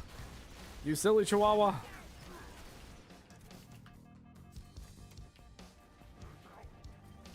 Oh wait, actually, sorry, that was Jojo. You silly poodle. Honestly, I think Master Chief Collection. Just play through Master Chief Collection. Play on Heroic if it's your first time, and you're any good at first-person shooters. If first-person shooters aren't your thing, then normal mode should be fine. Easy mode, you effectively like can't die. It's very easy, and you won't really get the feel for why the combat was evolved in the original. But yeah, I'd say Master Chief Collection for certain. I do not think this is the best entry point for Halo, because it's not particularly... Well, at least I know that... Oh my god! Like, if I get on top of the sword elites, I get killed by a plasma grenade every time. Now at least I know where they come out of, though. But yes, Freddy, I'd absolutely recommend Master Chief Collection is the way to go. You've got a bunch of games to play. The vast majority of them are very good. And Halo 4, while not a great game, does have at least some elements that I enjoyed. Like, I liked the story of Cortana and Chief in that game. I wasn't crazy about what they did with the Forerunners, so it's difficult to say I like the story of Halo 4, because I don't like all of it. I think a lot of it sucks, but I think some of it is quite good, and that is more than I can say about Halo 5 for certain. I really disliked Halo 5. Oh my god, Johnson, you're actually blocking me from being able to fight. Okay, you have like a super gun. Why is that not killing those faster?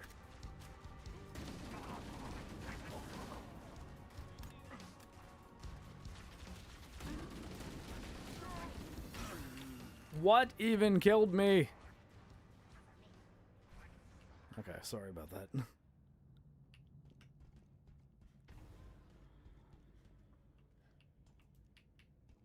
Yeah, like I would be interested to find if there is like a licensing deal that makes it so that Microsoft isn't allowed to sell the old PlayStation and Wolverine games because of Sony's deal, or like Sony's rights, because I feel like they should be able to.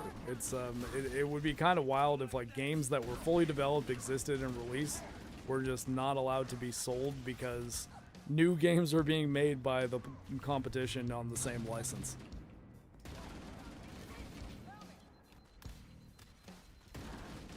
Meanwhile, like, think of how many companies have made fucking Warhammer games, and you can buy all of those. I know Warhammer is not like not a common use case when it comes to franchise rights. Oh, hey, Joey Bag of Donuts for 10 bucks. Thanks, man. Hold on one sec. Actually, I'll pause to read that so I don't miss that. Oh, mixtape. Okay, here. Hold on one sec. I gotta open the document. Mixtape is listed there. If you want me to play mixtape, super chats here will be added to the mixtape fund, which is now at $118. The goal is $400. But super chats over here count 100% towards the goal, whereas on Forge it's 50% because half of that money goes to Metal. And he got his $500 to play mixtape. I'm only going for 4 though. But anyways, mixtape. Love the Forges. They really helped me get through my Sunday shift. Also, thank you for forcing the uncultured German to watch some of the best Bond movies, Goldfinger aside. So Goldfinger was the other one I was debating between for From Russia with Love, or what we ended up doing From Russia with Love. The reason I picked From Russia with Love is mostly because I think it is the most unique of the Connery Bond movies, in that it was more grounded than GoldenEye, while still being a very good movie that was like a lot of fun. I think Dr. No is okay, but I also think Dr. No isn't nearly as interesting or entertaining as From Russia with Love. And Goldfinger gets a little more kooky. Like that's where things get a bit more wacky. Even though Goldfinger also great movie. Oh shit. Man, like I've got 2 people fighting with like unlimited ammo who can't die, and they can't like take out 1 enemy while I'm fighting 3. Like I end up getting killed by... Like, why am I always pulling aggro from every single one of these people? Williams and Johnson, you guys might as well just not be here. You're cramping my style, if anything.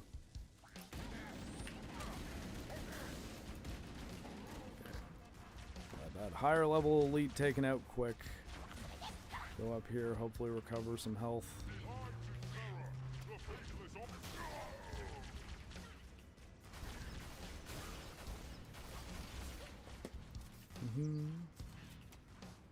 And yeah, I love both too. And Goldfinger, I think, also culturally is a bit more important because the Goldfinger's referenced much more often than From Russia with Love is, just by other media. And it has just fantastic lines like, "Do you expect me to talk? No, Mr. Bond. I expect you to die." That's just great. That's an amazing line. Though I guess it is kind of stepped on by the fact that it's like, well, just shoot him then. Like, what? Why the easily escapable situation involving the over-elaborate and exotic death, Goldfinger? Why'd you do it? It was your downfall, ultimately.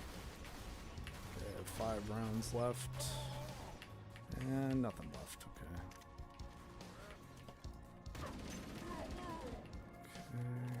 Here we go. Gonna not get killed by a plasma grenade. There you go, AI. Oh my god, fucking hell. Johnson, Williams, kill somebody. Fucking hell. Okay. I feel like if I take out those sword elites, I'm good. Like, as long as I can take them out, get alive, stay alive, and get somewhere safe enough to heal, we've got this. Which Bond is the best for me? I think I'm still on Team GoldenEye. Like, I hadn't been confident in that for a while, just because it had been some time since I'd seen it, and I always worried about my bias for GoldenEye being because it was the first Bond movie I went to go see in theaters, and that was like the age where Pierce Brosnan was kind of like my Bond, like the Bond for my generation, and I always wondered if I gave GoldenEye more credit because of that, but after rewatching it, man, GoldenEye is really fucking good. Like, it's that movie holds up very, very well, and actually substantially better than I thought it would, which I wasn't expecting. I figured it would just be, you know, a fun Bond movie that had some cool things like I'm Invincible and Famke Janssen fucking choking people with her thighs in a way that was super sexy.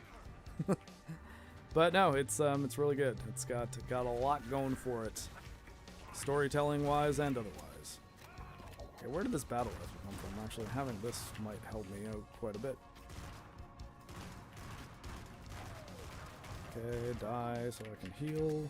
Johnson, please cover me. My god. Yeah, okay, I know, because this is a game where I can't ever heal. I get it.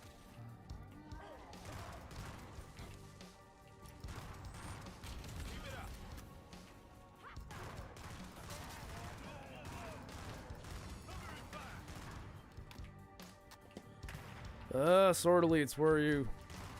I know you're gonna show up soon. Is that it? Okay, here they are.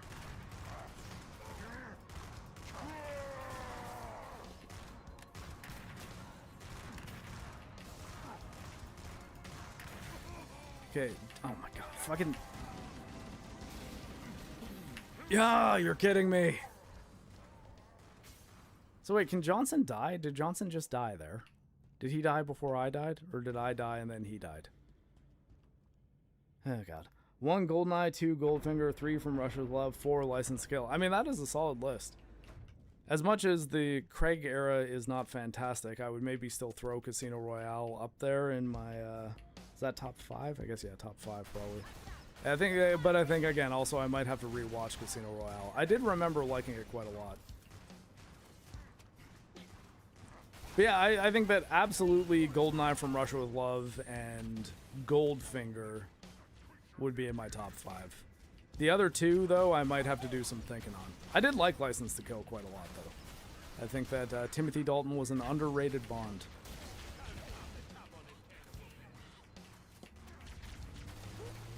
And I liked how edgy it was. That was the original Bond gone rogue story.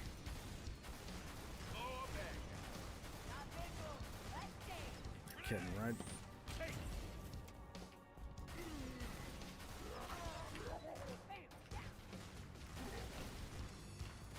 Ah, God. Still going with the accidental presses of the spacebar here.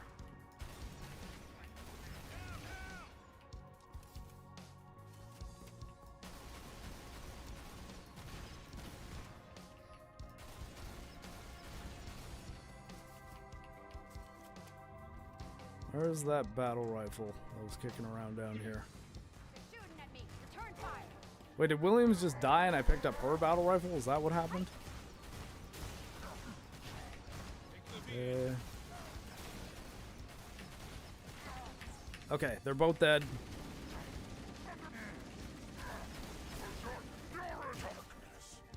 Come on, heal, heal. Okay, let's see if I was correct.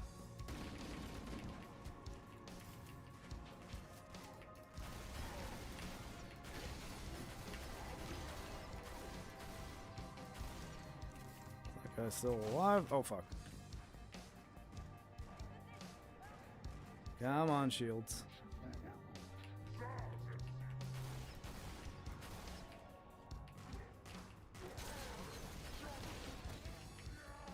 Fuck.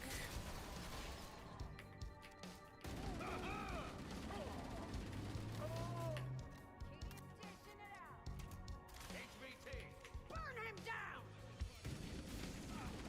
Marine down. Okay, they do die. They just respawn. Okay, is that... Disable that power node. Okay, thank you, finally. Sorry, everybody. That took a lot longer than I wanted it to. Alright, take it easy, Jose. Sweet silence. Where would you put The Rock on that list? Okay, The Rock, absolutely the best Bond movie. Welcome to The Rock. Your best. Losers always whining about their best. Winners go home and fuck the prom queen. It's my favorite line Sean Connery has ever said. It's unbelievably cheesy, but it's incredible. Probably the last thing I was expecting him to say. So, what's the plan, Chief? Oh, now you want my Get plan. the data and exfiltrate. Lieutenant, we're about to head straight into the middle of the hive to get that honey we came for. The Chief and I will handle that side of things. We're combat ready. We're not about to sit this out. Sit it out, my armor-plated ass. Lieutenant, I can assure you there will be no sitting. Chief and I will secure the bridge. We need your crew to head straight to the nearest hangar bay and secure our ride out of here. Now that's more like it. Give him hell, Sergeant Major. We'll keep the engine running. Okay, well, I mean, at least she's being more respectful to Chief now. Third act of Casino Royale absolutely kills it for me. Okay, so Casino Royale is on our arc. I've not rewatched it probably since Skyfall came out. I think maybe. I might have rewatched it in the lead up to Spectre coming out, and that was disappointing. That film sucked. But yeah, it's been a long time since I've seen it. I remember liking it quite a lot. I don't know how much of that was carried by Mads Mikkelsen playing a good villain, and the fact that I think that Ava Green is unbelievably hot. That they might be factors. I don't think they're the reason. They might be factors, though. I'll accept that they could be factors in my memory of it. But the next 2-film Bond arc that we'll be doing is going to be On Her Majesty's Secret Service and Casino Royale, and that will have taken care of every Bond outside of the original Casino Royale one that at least I don't have right now, and I've not seen since I was a kid, and I don't remember liking that one very much, the 1976 Casino Royale. But yeah, we're going to do the last 2 Bonds, and I think On Her Majesty's Secret Service and Casino Royale have some narrative similarities without giving away too much. And yeah, that I'll have my... Who's my favorite Bond girl? Okay, no, okay, you need to clarify the question. Favorite and just who do I think is the hottest actress that's been in a Bond movie, or like are we talking about the character? Like, because those are very different answers.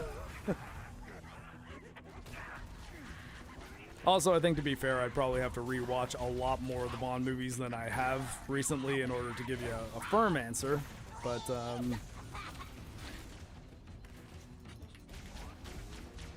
if we're just going sexiest, I gotta give it to Christmas Jones. But I've loved Denise Richards ever since I saw Starship Troopers, so that is 100% coloring my perspective. And her character is silly, so it's definitely not the character I'm talking about with the World Is Not Enough Denise Richards Christmas Jones role. But she does also set up probably the funniest Pierce Brosnan line, which is, "Here I was thinking Christmas only comes once a year." It's probably the dirtiest line that's ever been in a Bond movie. It was wild that happened. It's funny though.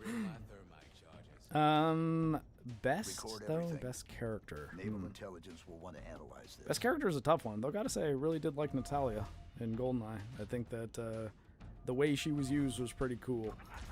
The girl in The Spy Who Loved Me, though, was also really awesome. Like the Russian agent girl. I thought, ah, shit. Okay, well, all right. Thought I was dead, but there's still fights happening here. I have God. Oop. Okay. Ah, come on! Fucking range of sword. I hate you. Isn't Moneypenny the best Bond girl? I mean, she's absolutely the best bro that Bond has ever had or ever will have. Sorry, Felix. Everything. Naval intelligence will want to analyze this. She's also been played by several different actresses, though, so it's kind of tough. It's difficult to include Moneypenny in the Bond girl question. Oh, am I dead? Okay, no, I'm not.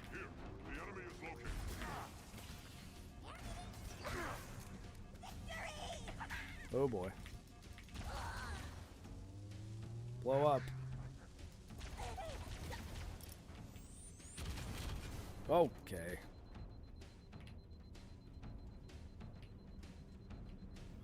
Alright.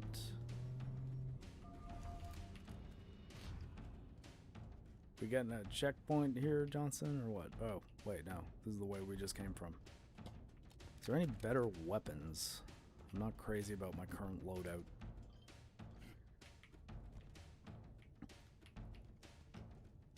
Solitaire. Solitaire from which movie?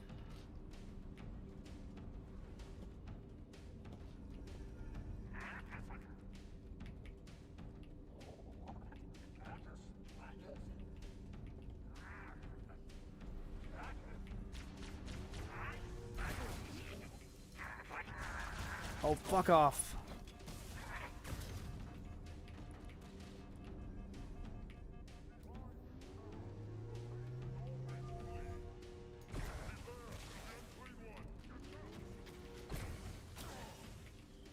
Johnson, maybe do something with that plasma rifle of yours?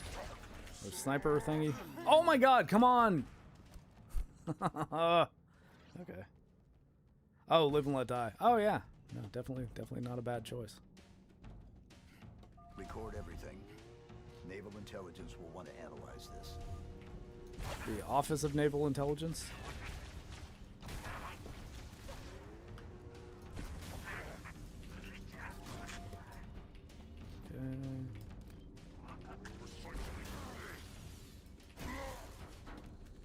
There's like no precision weapons in this entire area. Okay.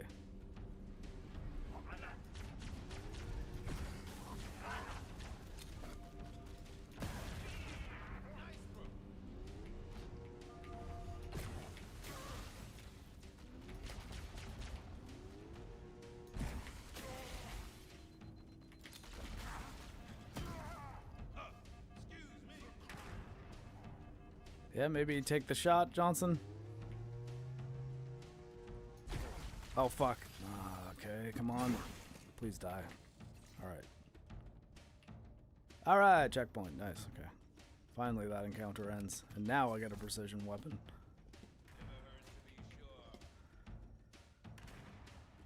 On Her Majesty's Secret Service is near the bottom for me. Just don't like Lazenby's performance. I mean, yeah, that's fair.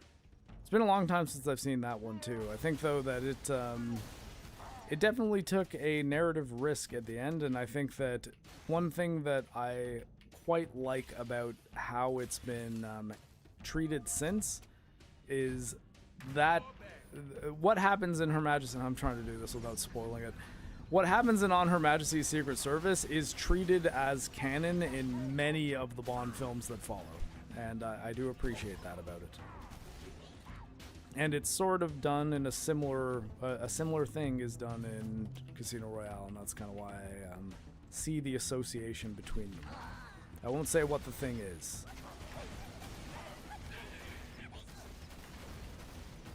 Also, no specific date on those two Bond movies yet. We haven't quite figured it out. This coming week, we're probably going to play the Gears of War E-Day beta. Because Forge is going to start late, too, this coming week. Because I have a military task to do in the morning on Sunday. And I might not make it back for our normal start time. In fact, I definitely won't make it back for the normal start time. I'm hoping just it won't be that late so that we can still functionally do a Forge and have it not seem like it's happening hours and hours later. Yeah, okay. Needle rifle and AR it is. I might regret it, though. Actually, I am going to regret it immediately, aren't I?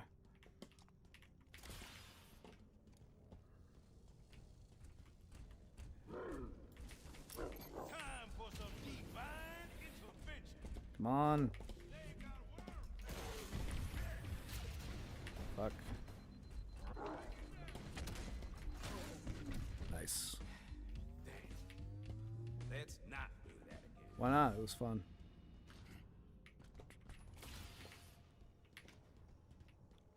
Ah, come on. Switch of weapons. Did take a big swing. I'll give credit for that. Yeah, no, I think it quite did. And yeah, I don't think Lazenby was a great Bond, although I do remember that being quite a good movie. And I quite like the opening theme in it. It also, I guess, took a chance at having an instrumental opening theme song. And it's really good. It's a very nice arrangement that Good luck, Lieutenant. See you about it.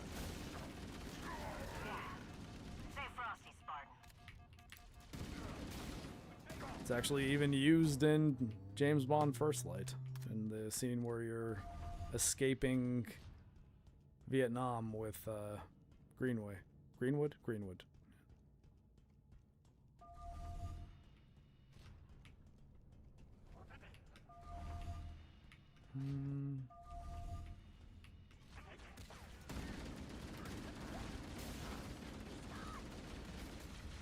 Come on, reload fast, reload fast. Okay, good. Oh boy. Alright, we got this, we got this.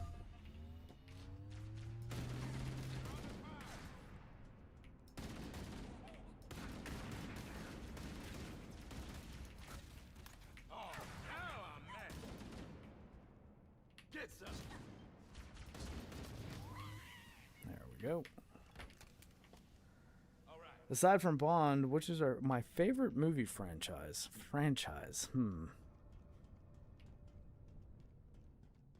That's tough. And I guess I don't know that I'd even necessarily say James Bond is my favorite movie franchise. It's one I like a lot, and I like a bunch of different movie franchises, but most of the ones that I would maybe have referenced if you asked me like 10 years ago have sort of gone to shit. So it's tough for me to even consider my older reliables. God, I feel like there's chromatic aberration I'm seeing there. Even though I turned it off. But I don't know. I might have to think about that. Because I guess, I mean, there's plenty of, horror movie series that I like, and that are still ongoing, that haven't had a bad entry yet, like Terrifier. But I don't know that I would say Terrifier is my absolute favorite movie franchise. Especially because the first one is, kind of just okay. It's straightforward, and it's gory, and it's, spooky. But I think Terrifier 2 and 3 are substantially better. And I'm looking forward to seeing what they do with Terrifier 4, because that is apparently going to be the end of the series. Which makes sense considering where they are in the story at this point. Scream got totally fucked. Star Wars is fucked. Marvel's kind of fucked. Even the Nolan Batman movies, like Dark Knight Rises, has a lot of problems, so it would be tough to say that. Honestly, man, I don't know. I'm not sure I can actually answer that question.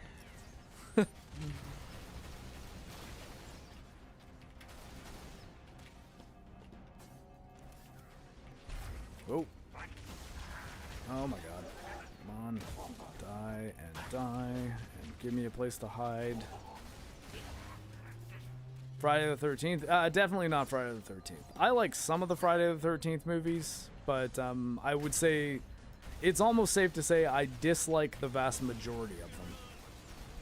Some of them are like okay enough that I would still watch them and find them kind of funny, like Jason Takes Manhattan. Like that movie's hilarious, even though it's not really good at all. But yeah, I don't know. I think for Friday the 13th movies, I think the only ones I really like are 1, 2, and 3, I guess. And I like Freddy vs. Jason. It's fun. I probably prefer Nightmare on Elm Street to Friday the 13th. But that's another one where it's like, I like 1, 3, and... What's funny, actually, I was talking to Mahler about Nightmare on Elm Street at one point, and I remember liking New Nightmare a lot, and he told me New Nightmare is fucking terrible, you should watch it again, and I haven't got around to doing that, and now I'm afraid to, because I remember thinking New Nightmare was kind of cool when I saw it.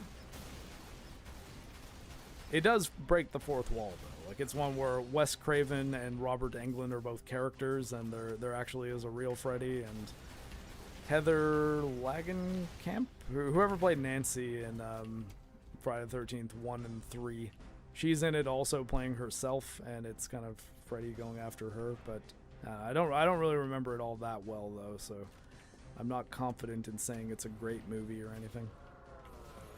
Fuck, I do not have a sword to fight these things with, do I? Although, there's a fuel rod cannon.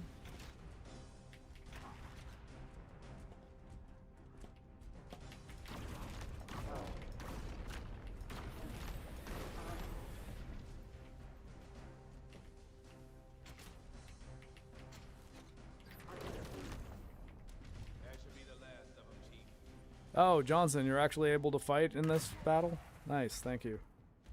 Where were you in the last fight? There is so much you do not understand. Oh no, the gay prophet. Journey, humans. Why it cannot be stopped. Your kind is a mere footnote in the story of this galaxy. When I relay what I have learned to the hierarchs, there will be nothing that can stop us from... Sorry. I was getting real tired of hearing him talk. I've never seen the point of a shot-for-shot remake. And I don't know, Lee Cronin's okay. I wasn't crazy about either Evil Dead Rise or The Mummy. Lee Cronin's The Mummy. Covenant aren't making it easy. But what fun is easy?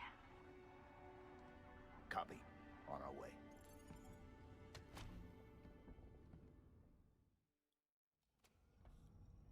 We've got the data. Are we still in the second mission, or did we make it to the third one yet? I actually don't know. What is this mission called? Does it say? Heavy Burden. Is Heavy Burden the second or the third of the prequel missions? Oh shit, I should probably have something other than a empty fuel rod cannon. Is there anything better? Any better weapons here?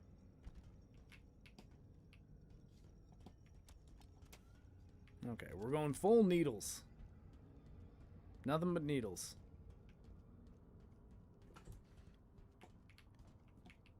But yeah, as far as Evil Dead goes, I don't hate Evil Dead Rise or even Evil Dead Burn, because I think they both have elements that I enjoy, but I don't think either of them are good movies. I think Evil Dead 2013, the Fede Alvarez one, like the guy who did Alien Romulus, which ripped, but I think he did a very good job with his remake of Evil Dead, in that it changed the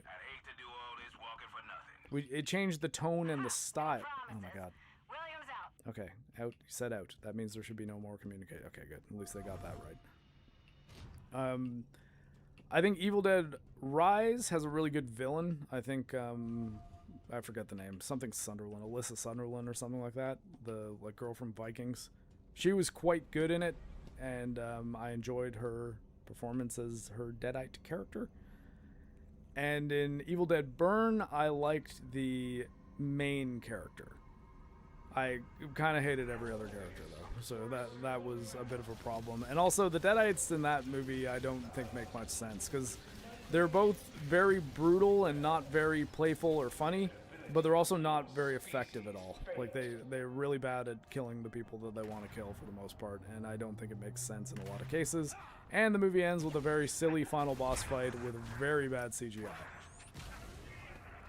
But I mean, again, I think there's like a reason to watch it, because at least you've got kind of a compelling main character and a bit of an interesting story. However, I don't think any of the main characters, Mia included, even though I like Mia, are nearly as good as Ash.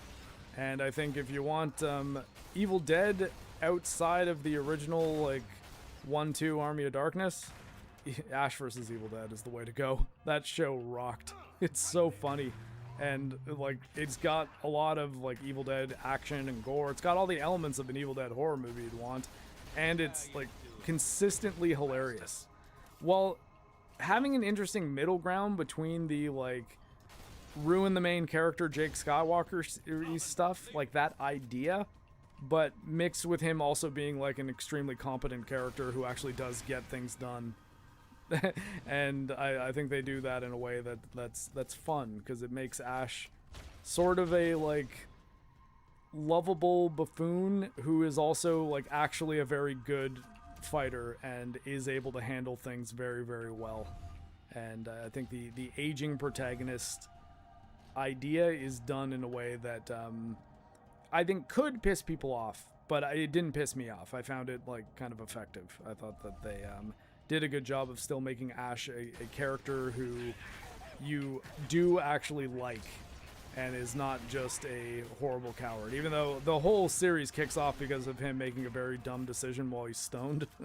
Which, yeah, that, like, I think that idea is sort of representative of the tone of that whole show, where, like, it's a bunch of silly stuff that happened, and now Ash is along for this ride with these two other people that they get into all sorts of crazy adventures that make a lot of references to the old movies. I think Evil Dead canon is kind of an interesting concept, because Evil Dead 2 sort of treats Evil Dead 1 as if only the very ending of it is canon, because it like redoes the movie with he was at the cabin with just his girlfriend and not, like, his sister and his friends. Like, it's really just the one person that dies when he's up there with him, Linda. And Army of Darkness takes it starts from the ending of Evil Dead 2, but it also kind of retcons it, because, like, it makes it so that when Ash lands in the place that he ends up in Army of Darkness, he's taken prisoner, and then something happens that allows him to show that he's the prince that was promised, essentially, like the hero from the sky. Whereas in the end of Evil Dead 2, that Army of Darkness theoretically takes place immediately after, is him killing a Deadite and showing them that he's, like, the hero from the sky that was prophesized in the Necronomicon. And then Ash vs. Evil Dead kind of pretends like Evil Dead 2 is the only thing that's canon, and then it decides that Evil Dead 1 is also canon, but then it actually does kind of reference Army of Darkness a few times, but never very specifically. So, yeah, Evil Dead canon can be a tricky one to track, especially when you watch them all kind of back to back. And the new movies, it's like they sort of really haven't even made it clear exactly what of Evil Dead 1, 2, Army of Darkness, or Ash vs. Evil Dead is canon, if any of it. But the post-credit scene of the 2013 remake is Bruce Campbell's face, and he says groovy, so presumably at some point they did plan to kind of connect the remake series to the original series, but yeah. How or if they are actually going to do that is a mystery to me. But I do like Evil Dead quite a lot. I will always go see an Evil Dead movie if I'm available to hit it when it's in theaters. And if, like, you know, if they start getting worse and worse, there's obviously a breaking point. So I guess when I say always, I mean always, as long as they at least hit Evil Dead Burns tier of, like, I mean, that wasn't great, but I guess I was moderately entertained for a good chunk of it, and I did like the main character. There was something there. It was enough for me to say, okay, I'll go see the next one if they make another one. But it's always a good idea to never say, no matter what happens, I will always support this thing, because Every movie studio especially is capable of taking the thing you like and making it shitty. Oh, okay. Thought I had the top floor cleared, but one of you is hiding. So grunt. Oh shit! I thought that was Johnson in the middle there. Where are you, Johnson? He is on the bottom floor, right? Come on. Oh, JoJo's sleeping. She's doing her little puppy dream squeaks. She's going. Whoop, whoop, whoop. Have a good dream, JoJo.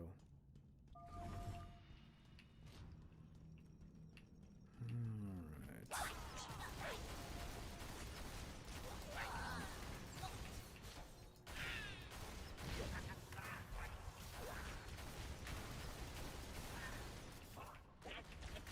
Top 5 favorite horror movies. Oh man, that's tough. Especially because like horror is such a wide genre that I don't know. I'd have to really think about that.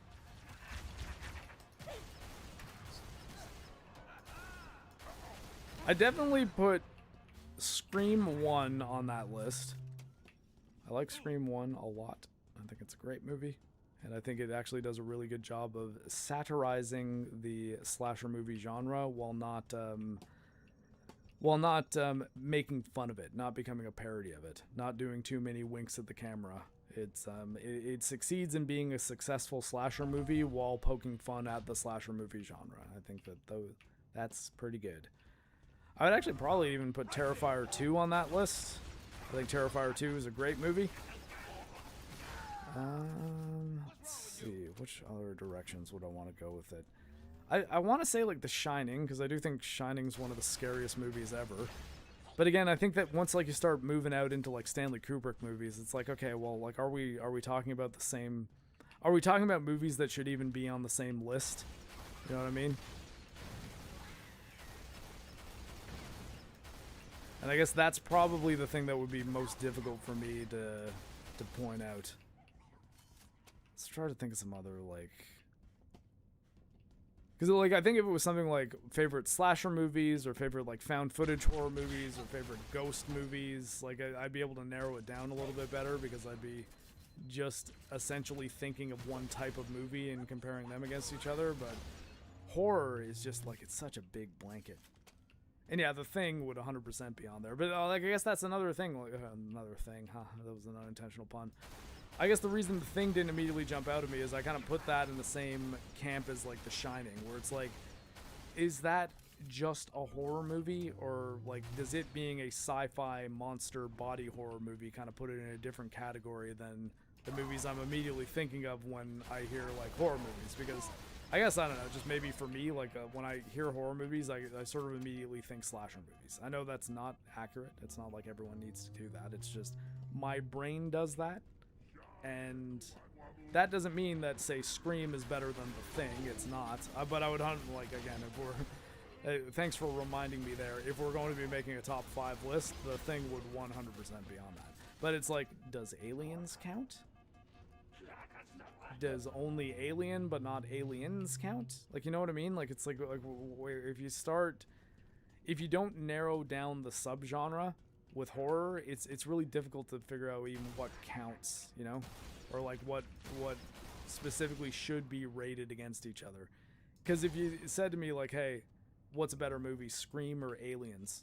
It's like, well, I mean Aliens, but also they're not really anything alike. Like I wouldn't ever say to someone that says, yeah, I'm gonna watch Scream tonight, I'll be like, you should watch Aliens instead, it's better. You know what I mean? Like it sounds you regret watching The Thing. Oh, did it just spook you too much, or do you actually not? Are you one of the people who doesn't like The Thing? I'm sure they exist, and you know, you're entitled to your opinion. I think it's an incredible movie. You boys better shake a leg. No leftovers for late arrivals. I figured you'd have this whole mess sorted out by the time I got there. Let's not keep them waiting. Well, after you. Trying to think though, like what are other horror movies that I'd say are like amongst the best that are ever made? And I mean, again, like I think that's also tricky too, because it's like what's the distinction between best and just ones that I like a lot, you know? Because like Terrifier 2, I don't know that I'd necessarily call it one of the best horror movies ever made. I just like it a whole lot. So, yeah. Is Aliens versus Predator considered horror? Exactly, right? Because, like, I think it's pretty clear to say no, that is, like, an action movie. But if it is Predator a horror movie? Because Predator, I think you could call a horror movie, and you would not be entirely wrong, but also, I'd probably put Predator in the action movie category more than I would the horror movie category. Oh, fucking hell. Okay, fine, there's a hunter right there, that's cool.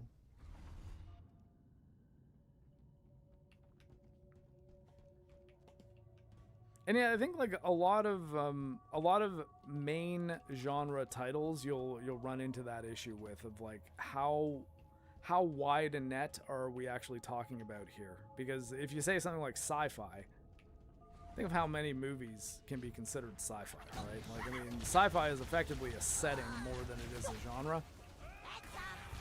At the same time, like, you could say, like, hey, I have like a list of top 10 favorite sci-fi movies ever, and that list could be populated with some very good movies, but I guess I just think that when it comes to the high fidelity style, like, top 5 lists, I guess I find them a lot easier to think about when the category is more narrow, because that it focuses my thought process on specific.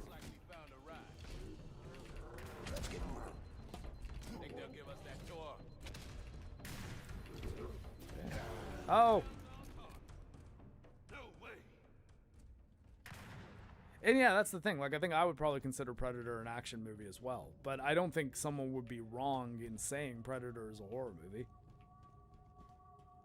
Yeah, there you go. Event Horizon. Made by, funny enough, made by the director of Alien vs. Predator.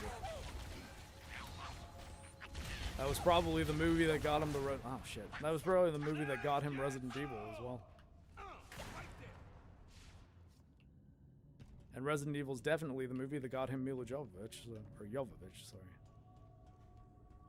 Mila Jovovich and Famke Janssen are the two names that I pronounced wrong forever, and I sometimes still do pronounce wrong, even though I make an effort to not. Oh, fuck. Where did that plasma grenade come from?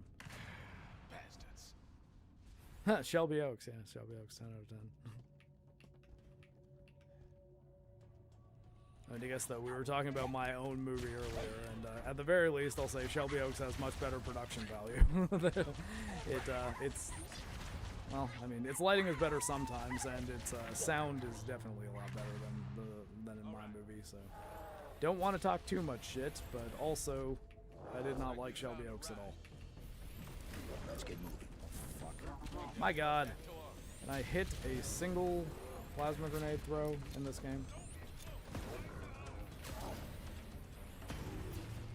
Well, that's it for grenades. Unless I can find some in here. You had plasma grenades, didn't you?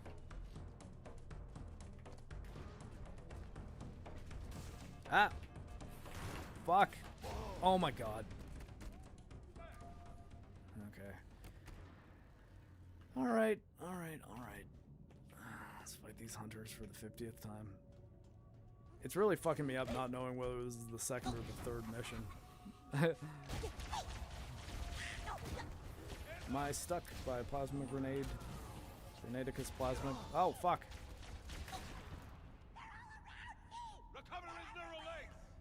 Yeah, yeah. Let's go. Maybe I'll just pop right out here and we'll deal with this guy off the hop. Oh, fuck. Come on. Okay. That's one down. Nothing but battle rifle. Really hoping you have a shotgun for me there,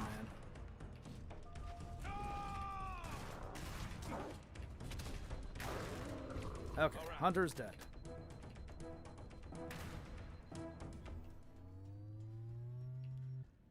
We are moving on, finally. Yes, I've not taken any gambling or dubious mental health assistance sponsorships ever. All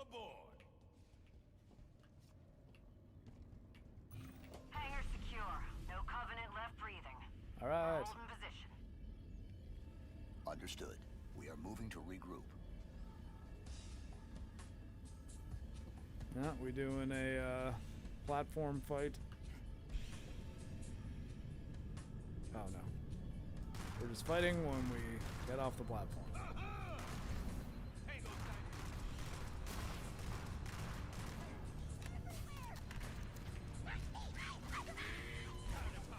Really? Oh my god. Okay, fine.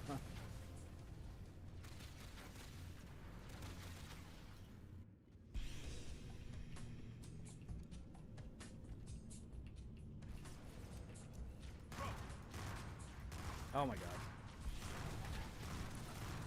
Like, do battle rifle headshots just not happen in this game? I swear to god.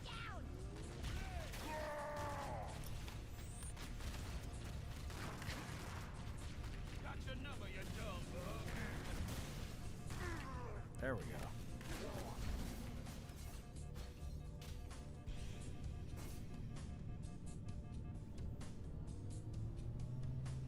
Hey, Cataran, how's it going? Yes, I'm Target surviving the covenant on the cringe. Nothing stops this I will say though, Williams has at least calmed down a little bit in the fucking hell in the last couple cinematics. She's finally not treating Chief like he's a science experiment gone wrong. Target covenant on the bridge. He's a science experiment gone right. Nothing stops this train. He's the coal train. Actually, wait, different Xbox game. Looks like this party's getting started. What?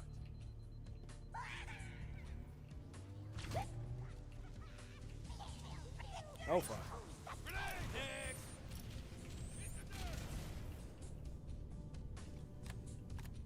Jumping suicide bombers. I guess that's novel? Has that ever happened in one of the other Halo games? I don't ever remember one of the grunts with the plasma grenades jumping off a bridge onto me.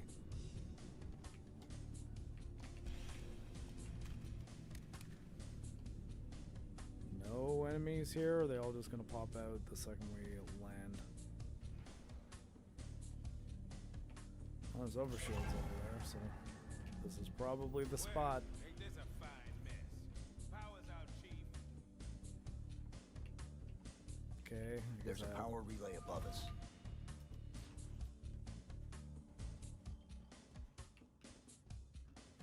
we're gonna need time for the power relay to kick on, so as we wait, we're gonna have to fight 20 waves of enemies.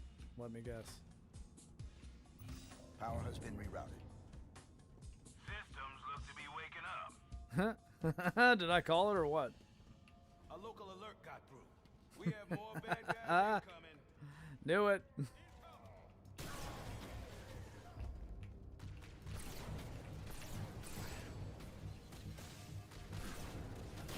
Fucking, like, how many beam rifle shots to the head is... Oh my god, okay. Yeah, that was luck.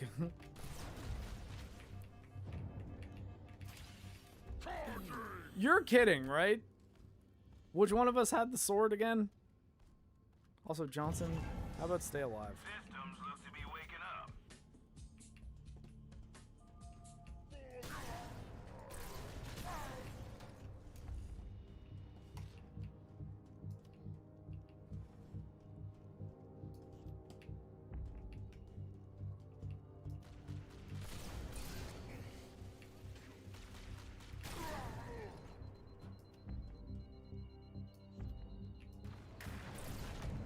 Okay.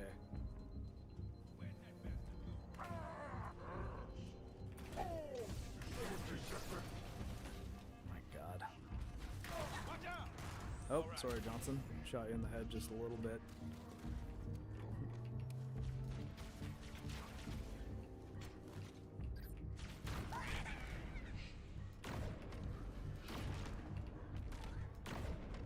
Don't think I understand how to aim the fuel rod cannon in this game. Has our platform woken up yet? Are we missing a random invisible elite or something? Oh, no.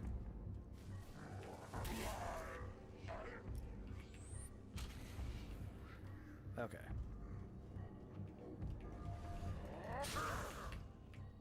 Okay, yeah, 2 sword hits. That's cool. That was always how the sword worked. The way she treats Chief, you'd think she sees him as Waffen SS or something instead of someone who had dubious things done to him early in his life. 343 apart from 30 minutes, just casual rant, nothing too fancy. Glad for hold on one second. I'm gonna quickly alt tab over because I'm missing the top half of that comment. Honestly, I would love to see you tear 343 apart for 30 minutes. I mean, like I've just been doing it through the video. And I think honestly, for me to make those arguments in any format that's more formal, I would have to replay all the 343 games, and I really don't want to do that. I really don't want to play Halo 5 again, mostly. But again, like, I think, what's it called? Oh, fucking hell, of course that was a fuel rod cannon. I thought it was a plasma pistol. Fucking, god. Damn it.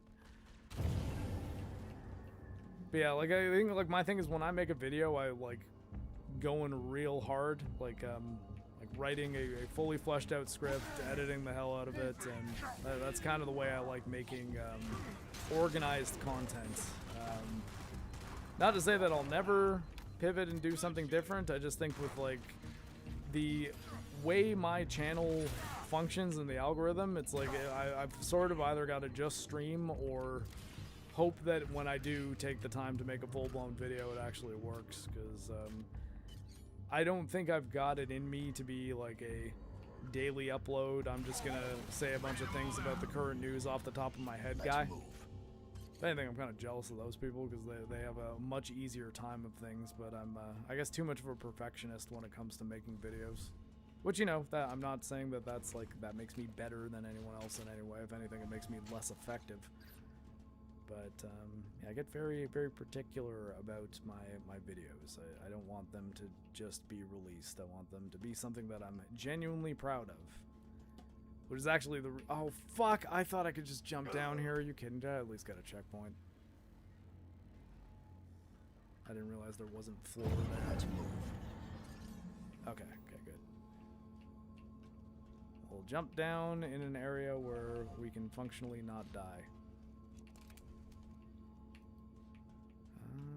Is there a weapon I would prefer to have? Probably needle rifle and sword, although are we doing more...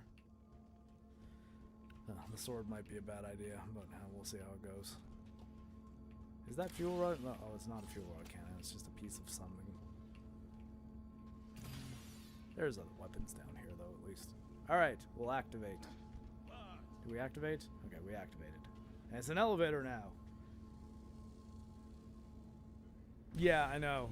And, like, that's the thing. It's the arcing shot on the reticle. Just, it messes me up because I'm thinking that I'm needing to arc the fuel rod cannon rounds, and it turns out, no, they actually don't. In fact, if you try to do that, it'll make you miss.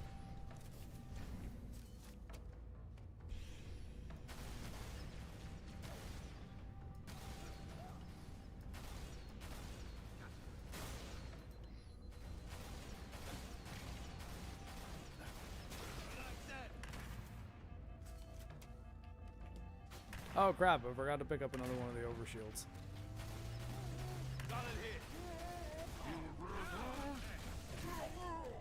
So great that there's a big delay when I pull out the sword. Fuck off. I hit you with the sword. How did that not even stagger you? Okay. Let's go.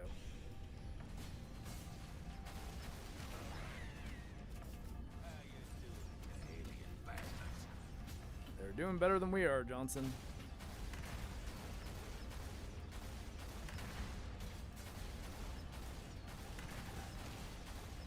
What is hitting me from the... Oh, sniper's up top there. Fuck off.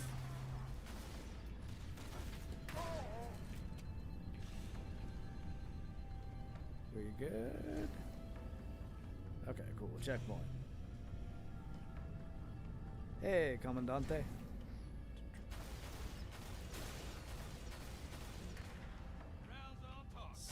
Stop it. Stop it with the hiding for cover. I hate you.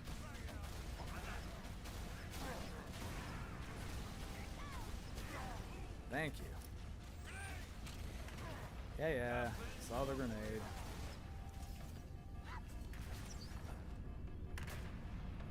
On shields. Okay. This is our stop. Is it? You promise? Are we actually stopping? Are we getting off this crazy train that's going off the rails? It's not entirely. There's still craziness happening. The security is terrible. Okay, Mr. Sunshine. Ah! Johnson, fight with me for the love of God. All right. Thank you.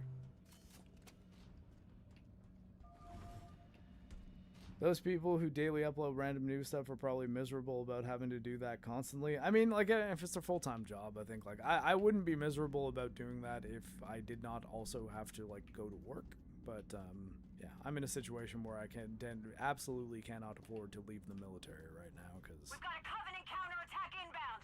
Falling I back have to defensive position. bills to pay that are difficult as they are to do on my own. So, it's, my good job, or at least well-paying job, is not something I can be They'll hold. affording to ditch for YouTube, because YouTube, even if you are doing well with it, it's risky and potentially inconsistent. Marine, But you know, we're almost there, I don't you mind copy? doing it as my part-time thing. Got a day off, might as well do some streaming, might pull in some extra income, make some of those bills a bit easier to pay, and you know, have some fun talking. Give me a chance to express some of my social instincts.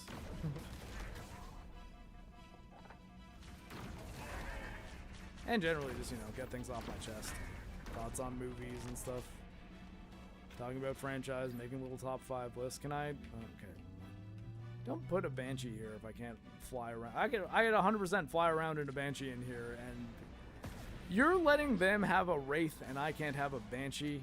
Come on, game. Just don't have the Banshee parked there. It would be so easy to have that just not be a landing pad that had anything on it.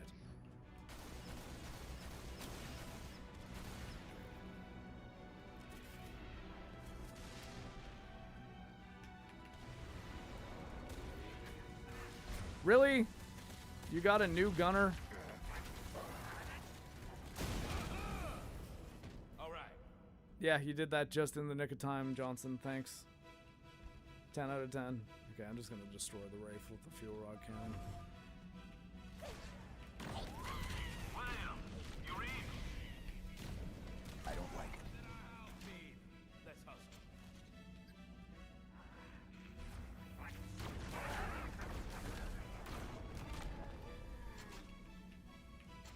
Guess I should have prefaced that constantly as a full-time job while having another. Oh yeah, and I don't think the people doing the daily uploads are also actively working full-time jobs.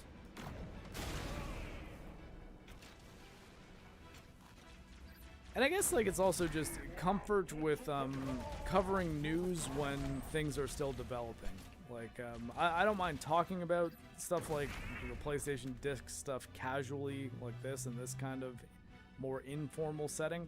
But I guess like for me, when I make a video, I kind of want that video to be something that people could watch in 5 years and it still be something that is worth watching. As I think like the vast majority of the videos that I made are. Like anytime I've made a review of a game, I still think that that is relatively worth going back to if you like the videos that I make, because even if like say it's a game like say Cyberpunk that's been updated a lot since I made the review, I like my Cyberpunk video in particular, I have gone back to and rewatched, and I still kind of stand by everything I said in it. Like, even though at the time my take was kind of a hot take, where I was like, yeah, I like Cyberpunk 2077, the launch day version of it. Granted, playing it on a PC, pretty decent one. But at the same time, the reason I say that I can stand by my opinions and not run from them like Yong Ya did, is I'm honest about what the game fucks up on. Wait, did I just skip that? What the fuck? Can I reload checkpoint and see the cinematic again? Was I just accidentally pressing space? Okay. So I don't know how we got here. Is there... Hold on one sec. Save and exit. So there a way that I can... Let's say if we go new game... Okay, so we were on the last mission, but... Okay. I think this... Okay, we're on the last segment of this thing. We will overwrite the save, though. And hopefully we can see that cinematic that I accidentally skipped. Alright, it worked. Thank you, 343, for adding that functionality, I guess.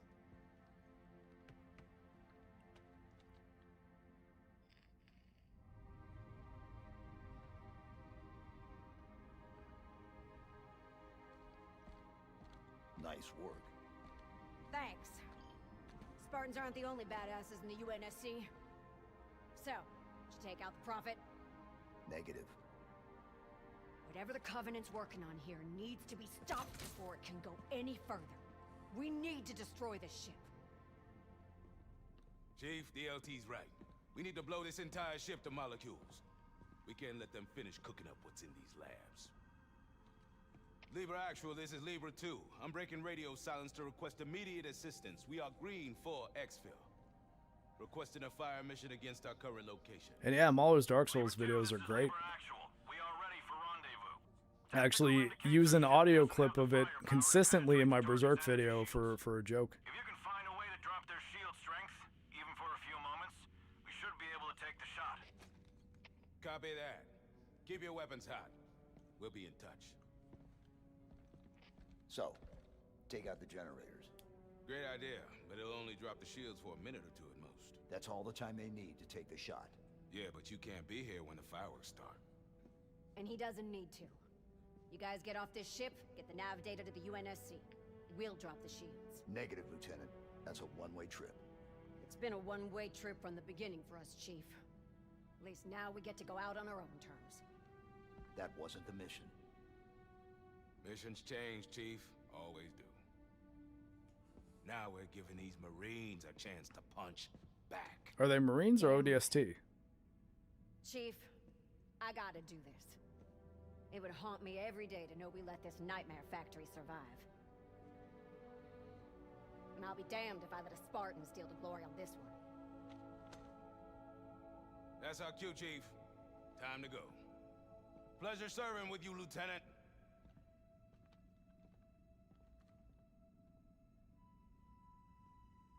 Let's move out, Marines!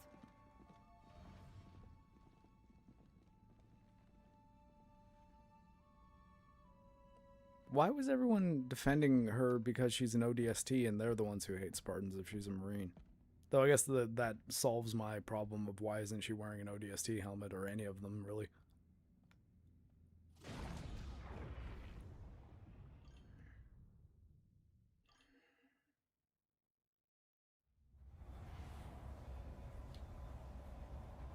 Okay, now I do, but I actually might grab the Steam controller because I don't like flying with a mouse and keyboard. I don't mind driving with one, but flying I'd prefer to do I'm a quick clown learner. sticks.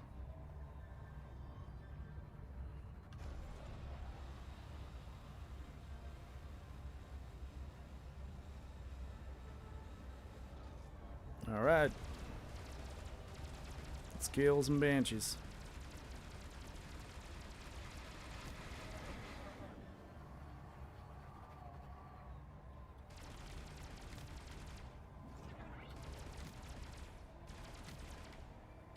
Heads up, Chief.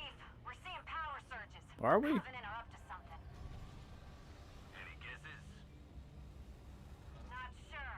Could be prepping an emergency slip space jump. Could be firing a wideband comms. And she got lost on her way back to her home planet. Like, I'm assuming she's gonna die because they're gonna be on this ship when I blow it up.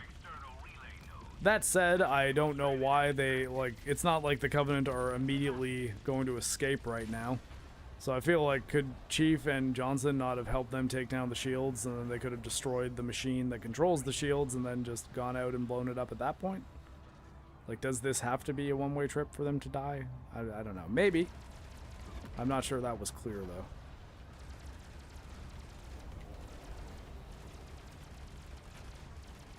Ah, come on.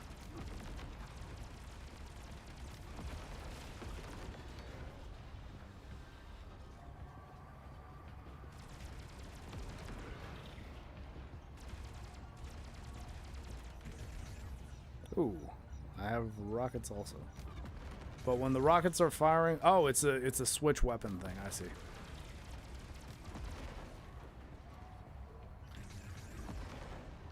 Firing photon torpedoes, just like in Star Wars. I'm kidding. I know they're proton torpedoes. That was a joke from yesterday's stream where I accidentally said proton torpedo. Oh, sorry, where I accidentally said photon torpedoes in reference to Star Wars, and it's proton. Photon is Star Trek torpedoes. They do sound similar though. So you'd think one would be forgiven for getting it wrong, but I was unforgiven. I was Clint Eastwood up in here. That's a great movie. Whatever you did out there seems to be working. Wait, so hold on. Am I taking down the shields from out here? Is that one? Williams to Sierra 117. First generator is down, but they aren't too happy about it. Hopefully more attention on us means less on you. Okay. Acknowledged. Redeploying to the debris field. We need the extra cover. Is that it? Oh no, okay. We're doing more stuff. Never gets easier seeing this. It's a reminder of what's at stake. Sure. I just wish we weren't sent in to sweep up the ashes after the whole damn house was burned down. I mean, we're not really doing that. We're creating more ashes. Covenant ashes. But okay, Johnson. We're sending out drop ships with our wounded. Keep them safe. Oh, so wait, so you guys can get off the ship? Sending rendezvous coordinates. Can I? Okay, they are tracking.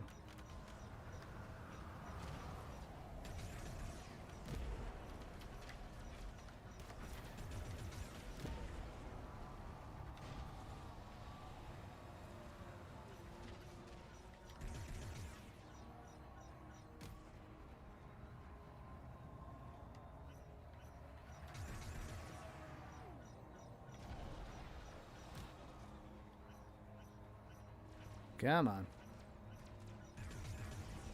Okay, that was a bad shot.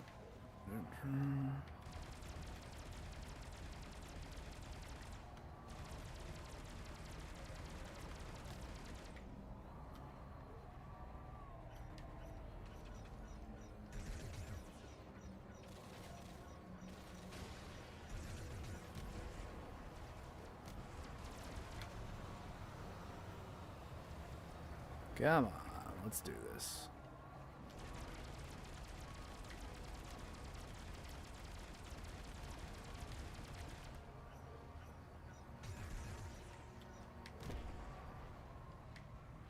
Do the Seraphs need to be destroyed by missiles, I guess? Oh, come on. Totally whiffed that.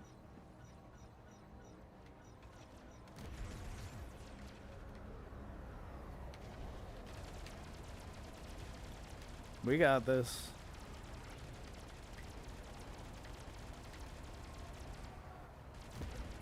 Okay, we can eventually kill the Seraphs with just standard laser beams. We're like a shark with freaking laser beams attached to our heads.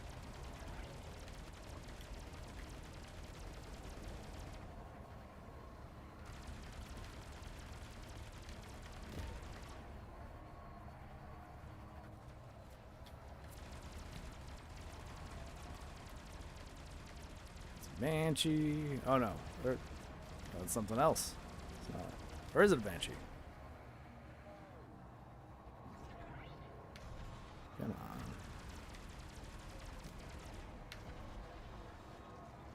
Where are you? Oh, that's Johnson.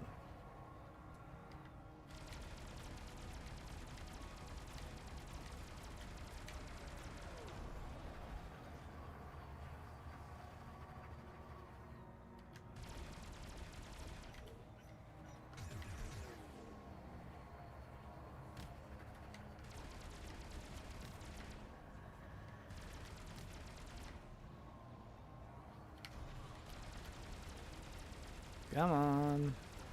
So are we not, is that reticle not to aim at to lead the shots and actually hit them even though they're moving fast? I don't know that I understand these mechanics exactly. But hey, you know, we're making some progress.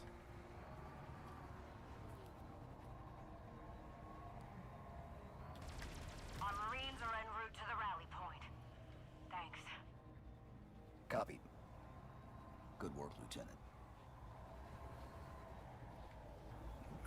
Okay. Burden should arrive shortly. Let's clear the way.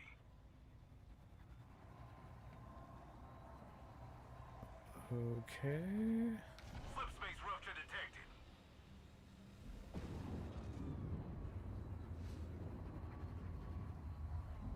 There's our ride home, Chief.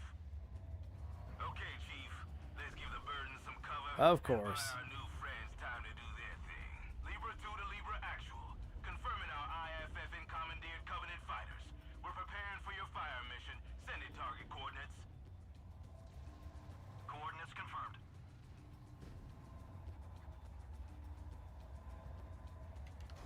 New contacts. What the? I see them, and they're not slowing down. They're going to hit the Burden. Full burn. Crazy bastards. Okay. Priority target those ships. Where are the other ones? Is it just the one? I'm seeing no other priority targets. Okay, there we go.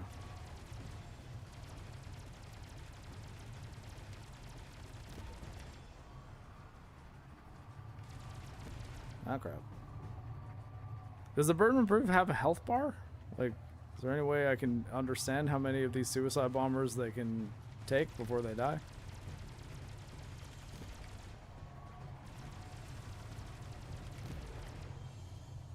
Oop, I almost became one.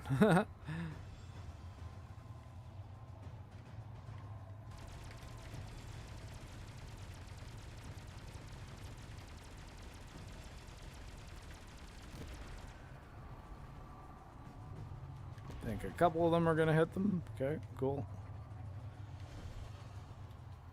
Well, I'll try switching to rockets again, but it seems like they just flew right past the missiles. Closing in on the last one. Is it even possible for the Burden of Proof to be destroyed, or like are the priority target things a lie? Do what you can. We have interceptors inbound. Time to dance. The interceptors are intercepting.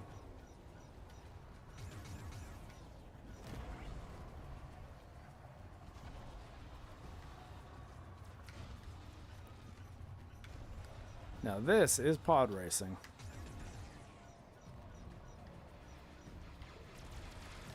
We will get through this eventually, everybody. I assure you, the game is almost complete. Then I'll stream a better game later on. Maybe even not too far from now. But I do have to pee. So I will at least go pee before I start the next stream. That's a command shuttle. Are we? Where I go, you cannot follow. Your victory is but an illusion. Oh, I move not in fear, but in purpose. I mean, Luck. Farewell, demon. May your despair echo in the void. Impulse drive signature. Damn it, we lost him. well, I mean, For now. we didn't really see him. He was on the he was on the screen for like a moment, then went away.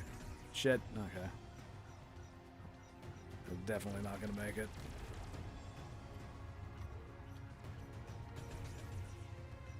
Are my missiles were not. I ended up shooting the Burden of Proof with the missiles that were intended for the kamikaze.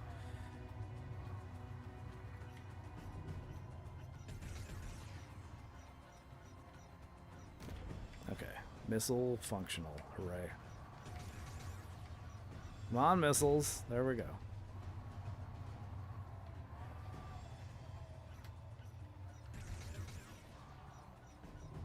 Where's the other one? There you are. Boom. Gotcha.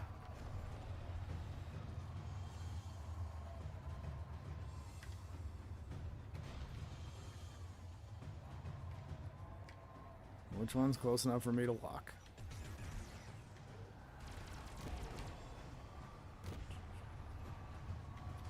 Targets neutralized. Well, we got neutralized by the ship tanking it.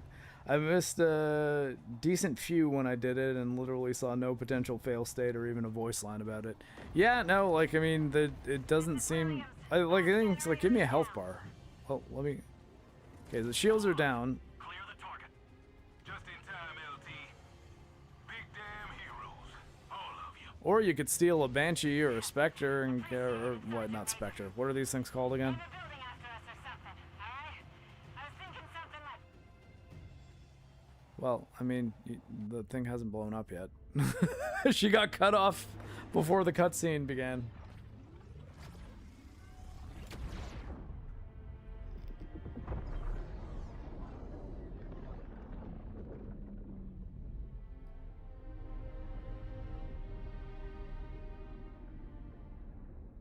This is Libra 2. We're ready for pickup. We've also got a staff manifest to submit for posthumous commendations. Acknowledged. Welcome aboard. Rip Williams. You were kind of cringe, and there wasn't much to your character, but hey, you sacrificed yourself for humanity, so, you know, there's that. Oh no, what's her name? How tragic. Ma'am.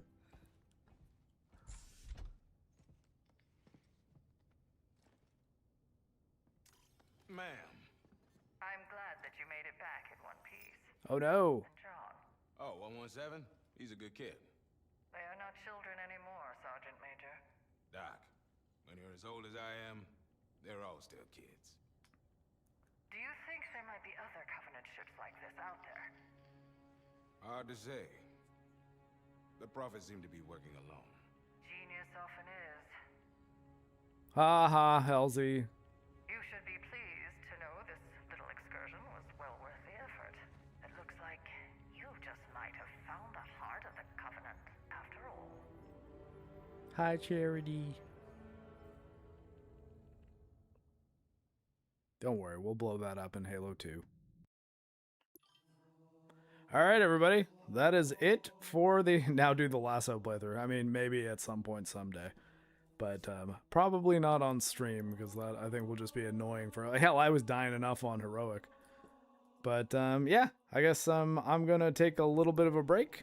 And, yeah, then I'll be back streaming some Fallen Aces, which I think is a game that people will probably enjoy quite a bit more. So, yeah, stay tuned. Put those notifications on, and I don't think it's going to be very long. I'll be back before you know it. But yeah, thank you very much though for the support, people. The mixtape super chat was added to the tally, so yeah, we're getting there. It's we're over $100 now, so we're more than 25% there. I think hold on, I'll say exactly. We're at $118. So yeah, we're even getting towards that 150 mark. But yeah, much appreciated, and yeah, I'll see you guys soon with some better video game. Because, yeah, Fallen Aces, I think you guys are really going to like. It's a pulp detective sim / first-person beat-em-up, and it's really cool. But here, I've been MarcTheCyborg. This has been my stream. JoJo is being very sweet right now, so I don't think she's going to growl. I'll pick her up, though, see if she does. Aw, it was just a little whimper. She's like, wait, why are you picking me up? I will have to pick her up soon, though. I do have to pee. But anyways, guys, thank you very much, and yeah, I will see you soon with Fallen Aces coming up next.